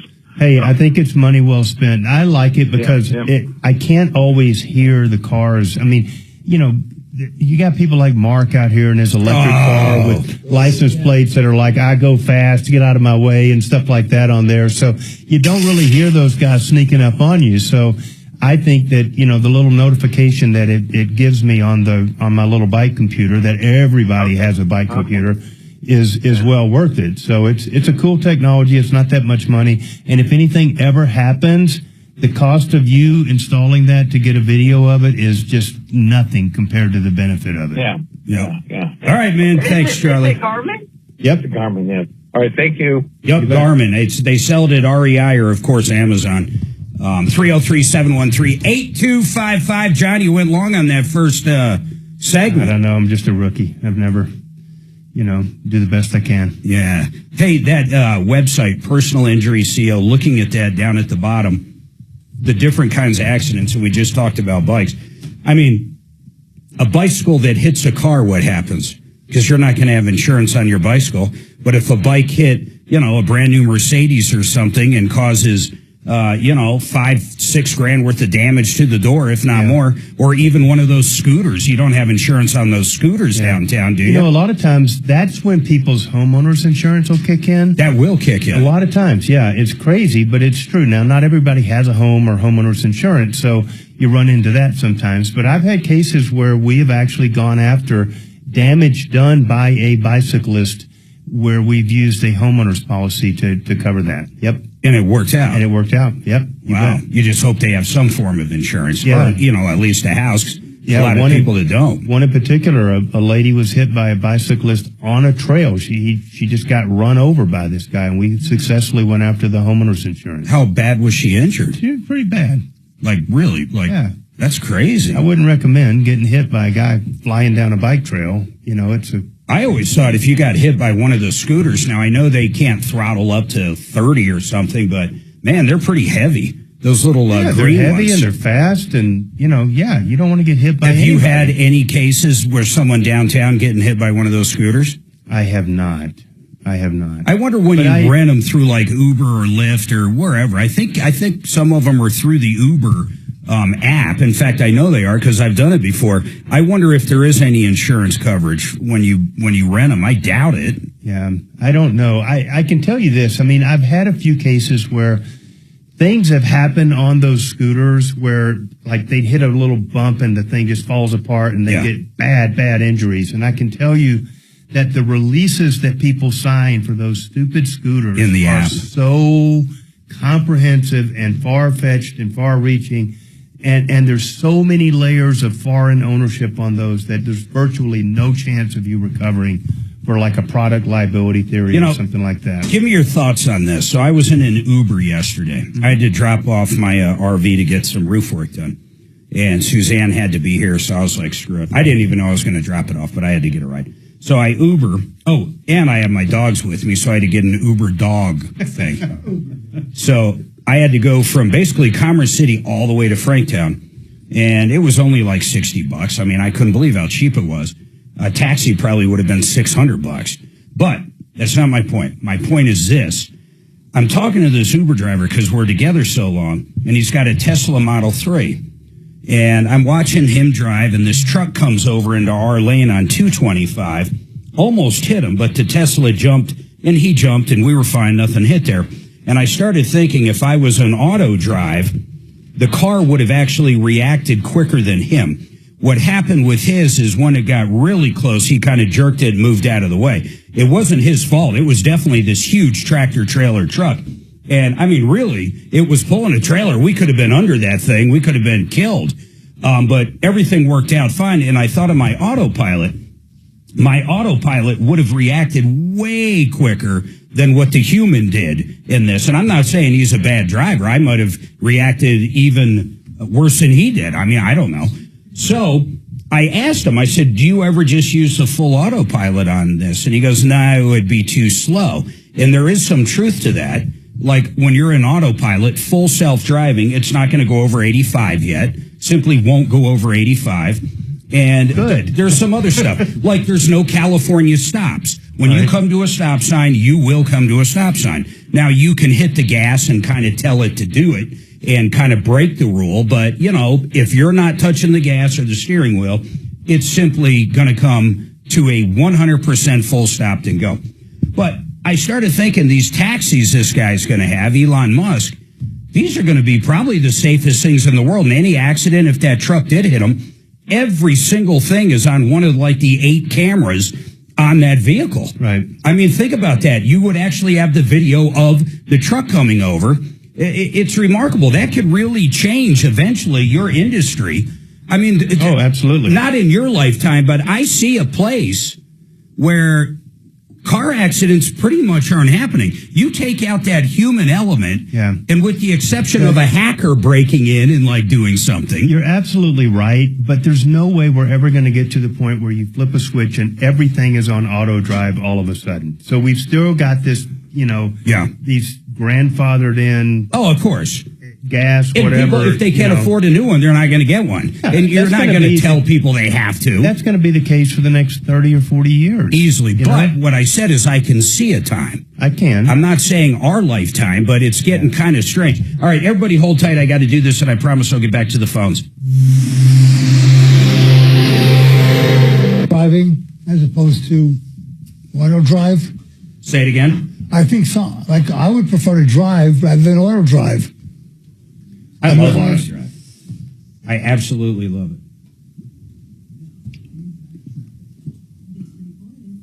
Because you're probably tubing in the car while it's driving. No, it makes sure. Hold on, Jack.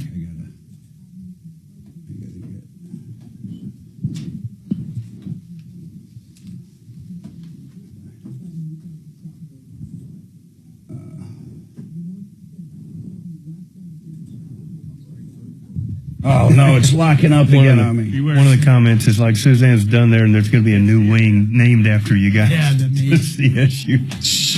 The major K9 Kelly, surgical. Can she hear me or is she not there? You're gone. My computer just rebooted. The Marc Mager. K9. All right, let me tell you about Fix It 24/7. These guys got a deal. Listen to this. $39 are going to come out and clean that furnace because of the blower motor, and they're going to clean that air conditioner part of it because really that's what this is for. They're going to get to that condenser. Think about how nasty your condenser probably looks right now. All that sleet and snow and ice buildup and grime over the past year. Maybe you haven't had it cleaned in 10 years. They're going to come out, tear it apart. They're going to pressure wash it. They're going to get all the crap out of there. They're going to make it ready for summer so that AC is nice and cold. They're going to clean the blower motor part out in the furnace for it. They're going to spend an hour, 2 hours doing all this for $39. Now, there is a catch. It's for new customers. You understand why they're doing this. They're not doing it to try to sell you something. Here's why they're doing it. They want to show you what a great deal Fix It 24/7 is going to give you. And then if you need electrical work, plumbing work, furnace work, anything they do, drain cleaning, you're going to know who to call. But you're not going to get a better deal than this $39 AC special. Check them out at fixmyhome.com. That's fixmyhome.com. Joseph A. Lazara. Here's an attorney I hope you never need, and I say that and I mean it. He's a criminal defense attorney, but things happen in life. I mean, no matter how you put it, things happen in life. Maybe you got hit with a DUI, and more importantly, maybe you are guilty, maybe you're innocent. You need an attorney that can help you either way. And what I mean by that is if you are guilty, he's going to go to that DA, he's going to go to that judge, and he is going to figure out the best deal that you can get. He knows all these people. And if you're innocent, he can get in front of a jury, he can get in front of a judge and argue for you and hopefully get you off because you are innocent. He's one of the best we've seen out there. It's the kind of phone number you probably don't need right now, but maybe you do. So you put it in your phone, you put it under Joe Lazzara, criminal defense attorney, and basically when you need him, you know who to call. 303-429-6200, 303-429-6200.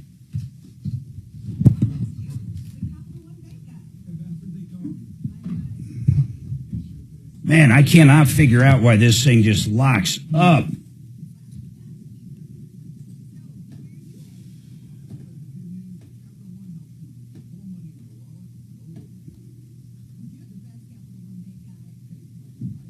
I just don't know, man.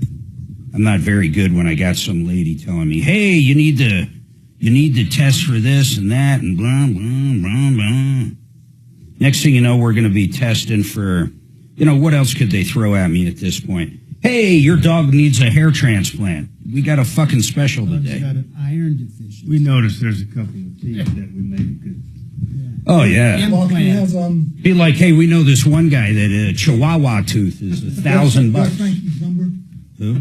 Frankie Duran? Yeah. What's his number? Well, I'll give you his cell number, but Yeah. I'm not going to say it on air. Oh.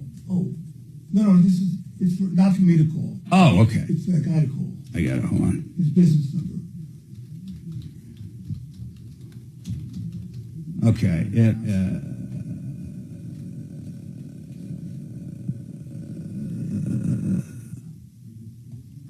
Well, for whatever reason, it's not on his front page, which I find crazy. Cancel. Contact. I got to tell him this. This makes no sense to me. Why he wouldn't have his phone number on his front page. This is wild. This is absolutely wild. There it is, Doc. I'm going to text him that. I just don't get it. I got it, Mark. What? His phone number. I mean, the office. Oh, what's that? My dog that got neutered needs ED medication. Oh, okay. Somebody said send your dog to Istanbul for treatment. I'm going to tell the damn broad at CSU I can send him to Turkey for a mini vacation and all these tests for $400. Fix that little bald spot on his head too. Oh my God, that is pretty good. Who said that? What's the person's name? Oh, let's see here. John Libby. Send your dog to Istanbul. Got to be cheaper. John, you're not kidding. He could have a mini vacation. That's good. Right. Probably get a rub down too. The old tuck and duck. That's right. The reach around. To reach. He's got an injury. He injured it, and it's just, whatever. It's never going to be the same. We can't run him 4 miles anymore. I can't believe I'm searching for mold.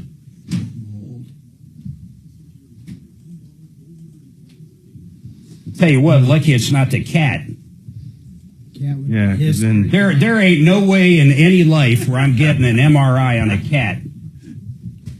Dimitri would just set the cat free, That cat would be accidentally left in front of a restaurant. Chinese restaurant? What if you just leave it in the house? One of the coyotes or somebody will eat it. That's my power supply, Doc. That's my power supply. Yours. Sorry about that. Are you going to plug it back in? Yeah. No.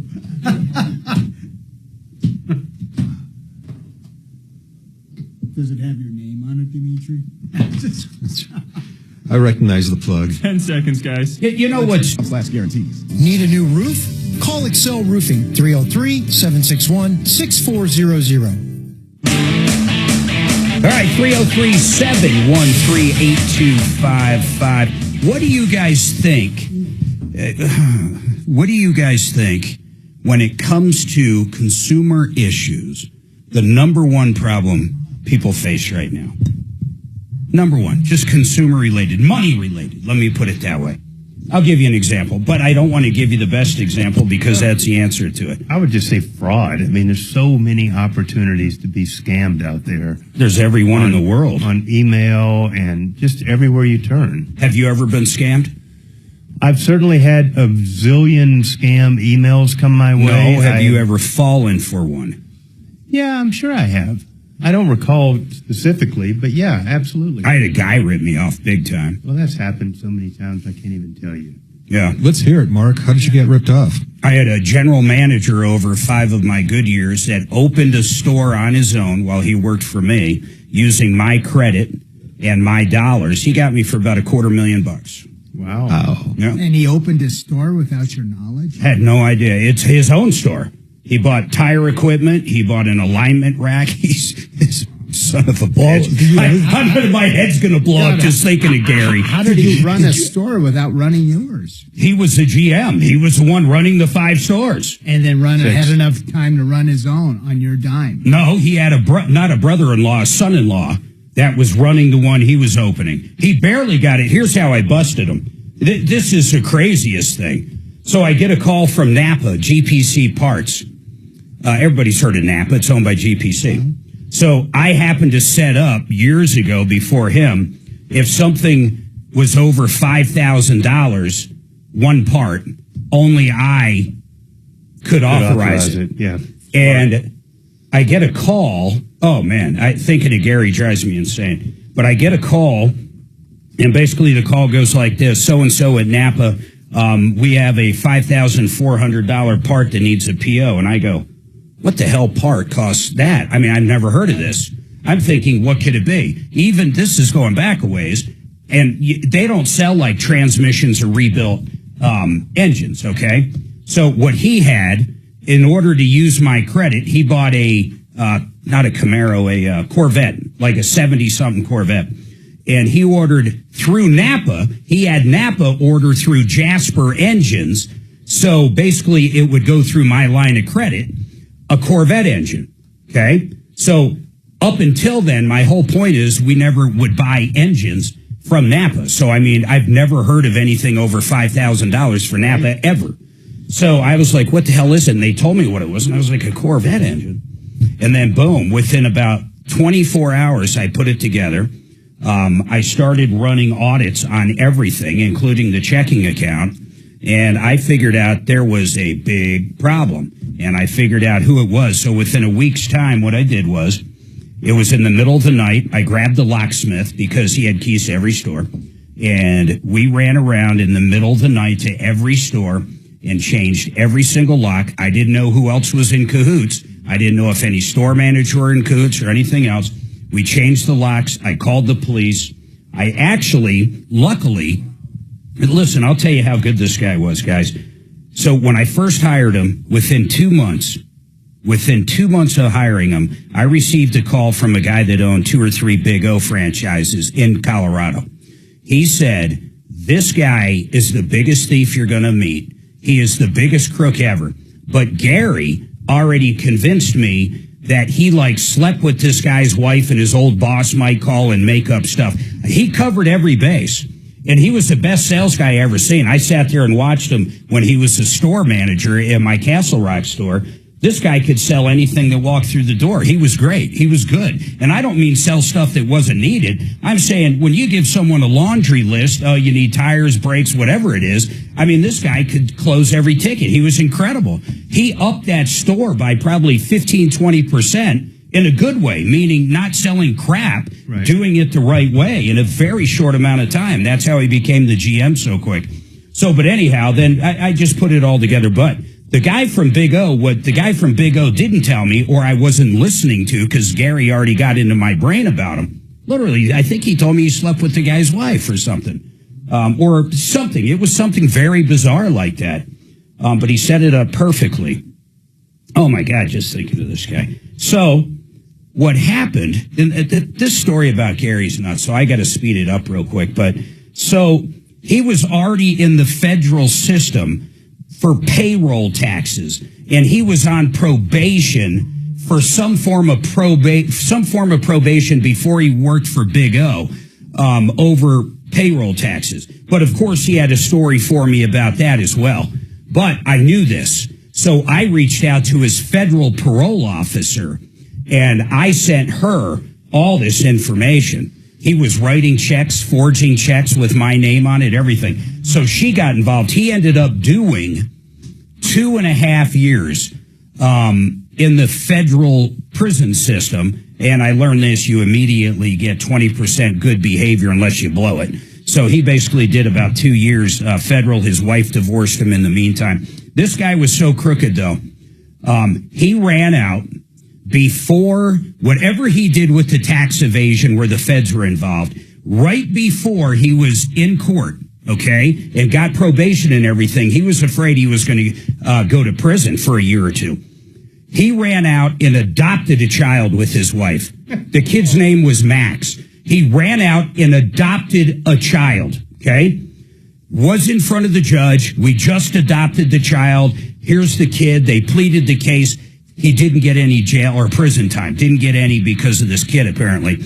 After it went over, I didn't even know this was the thing. They brought the kid back. Can you even imagine?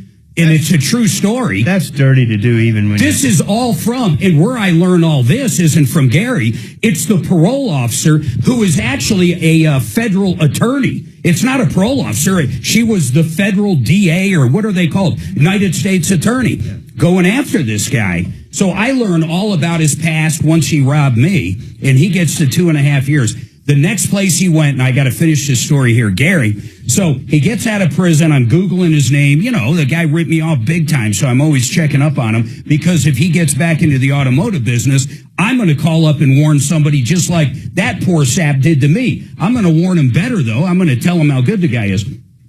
He goes to Schenectady, New York.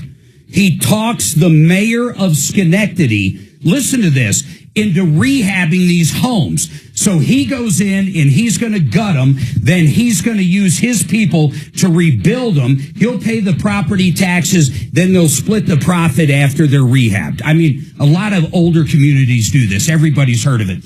He goes in, he makes all these deals. There's one person where the news story came out that goes, this guy seems like a fraud. There was one guy on the commission there that just was like, this guy doesn't smell good. And we don't want to deal with him, but everybody else outvoted him. The mayor stamped it. He goes in, and his idea of rehabbing is him and his crew stripped all the copper, stripped anything of value out of the houses and split town. And here's how I found it. I was Googling this guy, Gary Pappas. I'm literally Googling him one day, and I see an article on him, Schenectady. And this one guy that smelled him, knew the guy was bad, was the guy in the article in the paper. So I read the article, and sure enough, it was definitely the same guy. I mean, this guy was just a con and a creep from the beginning. I got to take a break. Oh, he's the best sales guy I ever seen, though. That's what's scary. He's one of those guys you go, man, wait, if you just like were straight, you would make so much money. I ran into a guy down in the Keys that was redoing pools for people, and he was just world class. And he ended up going to prison for a while too. I didn't personally lose anything to him, but a whole bunch of people did. But it's like one of those guys that you meet that you're just like, he did it right. He's dirty as shit. You know, this guy's and dude, this guy covered every single base. Right. You could imagine before I even knew about the base. Right. I mean, it would be like we're having a beer and he would set up this whole thing about his old boss and the wife, and they know what they're doing. All right, let me tell you about Fix It. I talked to you not even 20 minutes ago about them. Here's the bottom line: $39. Get that AC clean. They're going to go there. They're going to clean that condenser out. If you go look at your condenser on the side of your house right now after winter, you're going to see dirt. You're going to see grime. You're going to see needles. You're going to see leaves. They're going to open that whole thing up. They're going to pressure wash it. They're going to clean it. Then they're going to clean the blower on the inside on the furnace. It gets that air everywhere inside your house, and they're going to do it all for new customers for only $39. You're going to be so happy if you have a problem with a water heater or you need a drain cleaned or your furnace breaks or anything goes awry. They even have great electricians that fix it 24/7. You're going to know who to call. That's why they give you this deal, and that's why it's for new customers only. $39. If you've heard it before, you've seen it on TV, will you call? You need to call to get that special. You're going to love it. Now, let me tell you about something coming up this weekend. Tom Martino and Vestera Barry Miller are having an event, and it's pretty cool. It's at 10 a.m., but you have to sign up for it. In fact, I know it's almost full if it's not full.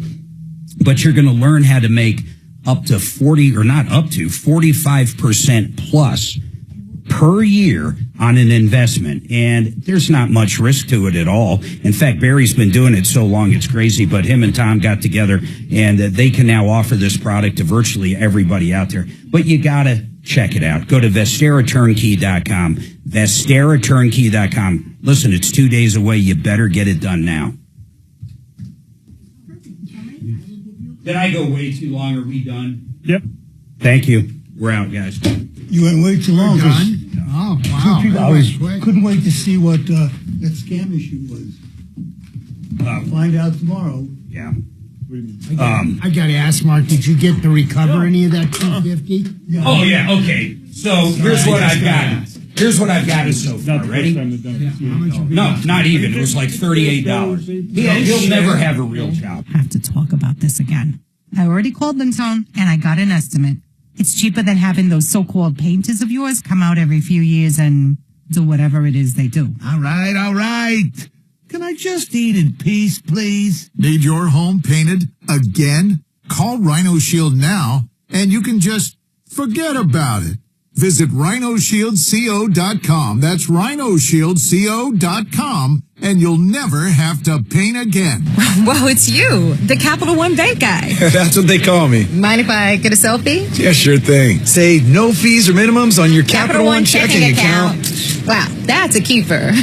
So, where are you heading? I'm off to spread the good news that Capital One helps people keep more money in their wallet with no overdraft fees. Oh, you're the best Capital One Bank guy. Hey, mind if I get a selfie? Sure. Say, Capital One, what's in your wallet? Terms apply. See CapitalOne.com/bank for details. Capital One NA, member FDIC. You know what I don't like? Product pushers. People selling one brand, telling me I don't have a choice. I'm consumer advocate Tom Martino. That won't happen at Gravina's Windows and Siding. The original Gravina's on 950 West Evans. They have 50 lines of windows. The right one for you. Multi-brands of siding and doors. More than 100,000 completed jobs, great reviews, and on my referral list more than 20 years. That's Heritage. 303-472-8462. 472-8462. GravinaWindows.com. I'm still going for it, even with higher stroke risk from atrial fibrillation, and a regular heartbeat not caused by a heart valve problem. Over a 3-year study, Eliquis apixaban tablets reduced stroke risk better than warfarin, and over 97% of Eliquis patients did not experience a stroke. A first stroke occurred in 2.9% of warfarin patients versus 2.3% of Eliquis patients. Don't stop taking prescription Eliquis without asking your doctor. It may increase your stroke risk. Eliquis can cause serious and in rare cases fatal bleeding. Don't take Eliquis if you have an artificial heart valve, abnormal bleeding, or antiphospholipid syndrome. While taking, you may bruise more easily or take longer for bleeding to stop. A spinal injection while on Eliquis increases risk of blood clots, which may cause paralysis, the inability to move. Get medical help right away for unexpected bleeding, unusual bruising, or tingling, numbness, or muscle weakness. Medications such as aspirin products, NSAIDs, SSRIs, SNRIs, and blood thinners may increase bleeding risk. Tell your doctor about all planned medical or dental procedures. Learn more at Eliquis.com or call 1-855-ELIQUIS. In this week's Marketers Report, Corey Marchesotto, CMO of Elf Beauty, partner of iHeart Women's Sports, talks about partnerships. I see brands as antennas. So we send out the ELF signal, and what comes back is people who want to be a part of this story. Why are we partnering with iHeart? Because we want to advance women in sports. As the #1 audio company, iHeartMedia can get more people to hear your message than anyone else. For better results for every budget, visit iHeartAdvertising.com. It's never been done before. iHeartRadio and America's favorite TV show, Wheel of Fortune, come together for 1 week only. music lovers from across the country play for incredible iHeartRadio experiences. iHeartRadio Jingle Ball Concert. Music Festival. iHeartRadio Music Award. And you can win too. Play along all week at WheelOfFortune.com and you could find yourself at an unforgettable iHeartRadio event. Start spinning. Good luck. Starting Monday. iHeartRadio Week on Wheel of Fortune with me, Ryan Seacrest. Check it out. If you love to travel, Capital One has a rewards credit card that's perfect for you. With the Capital One Venture X card, you earn unlimited double miles on everything you buy. Plus, you get premium benefits at a collection of luxury hotels when you book on Capital One Travel. And with Venture X, you get access to over 1,000 airport lounges worldwide. Open up a world of travel possibilities with the Capital One Venture X card. What's in your wallet? Terms apply. Lounge access is subject to change. See CapitalOne.com for details. I'm consumer advocate Tom Martino, and I've seen the wrong way to sell precious metals, tangled necklaces, mismatched earrings, broken watches, coins. The wrong way is not knowing who you can trust. That's why I recommend David Ellis Jewelry on 3rd and Clayton. He'll weigh it and pay it. He'll even buy your fine jewelry and diamonds. I've known him 40 years. It's time you get to know him. 2640 East 3rd Avenue. That's 3rd and Clayton. 303-322-8779. 322-8779. The word emergency. It means something unexpected has gone terribly wrong. Normal ways of doing things are not working. The fastest way to turn an emergency into a full disaster is to lose communications. Ham radio people understand emergencies. For over 70 years, they have provided free emergency communications for organizations. Ham radio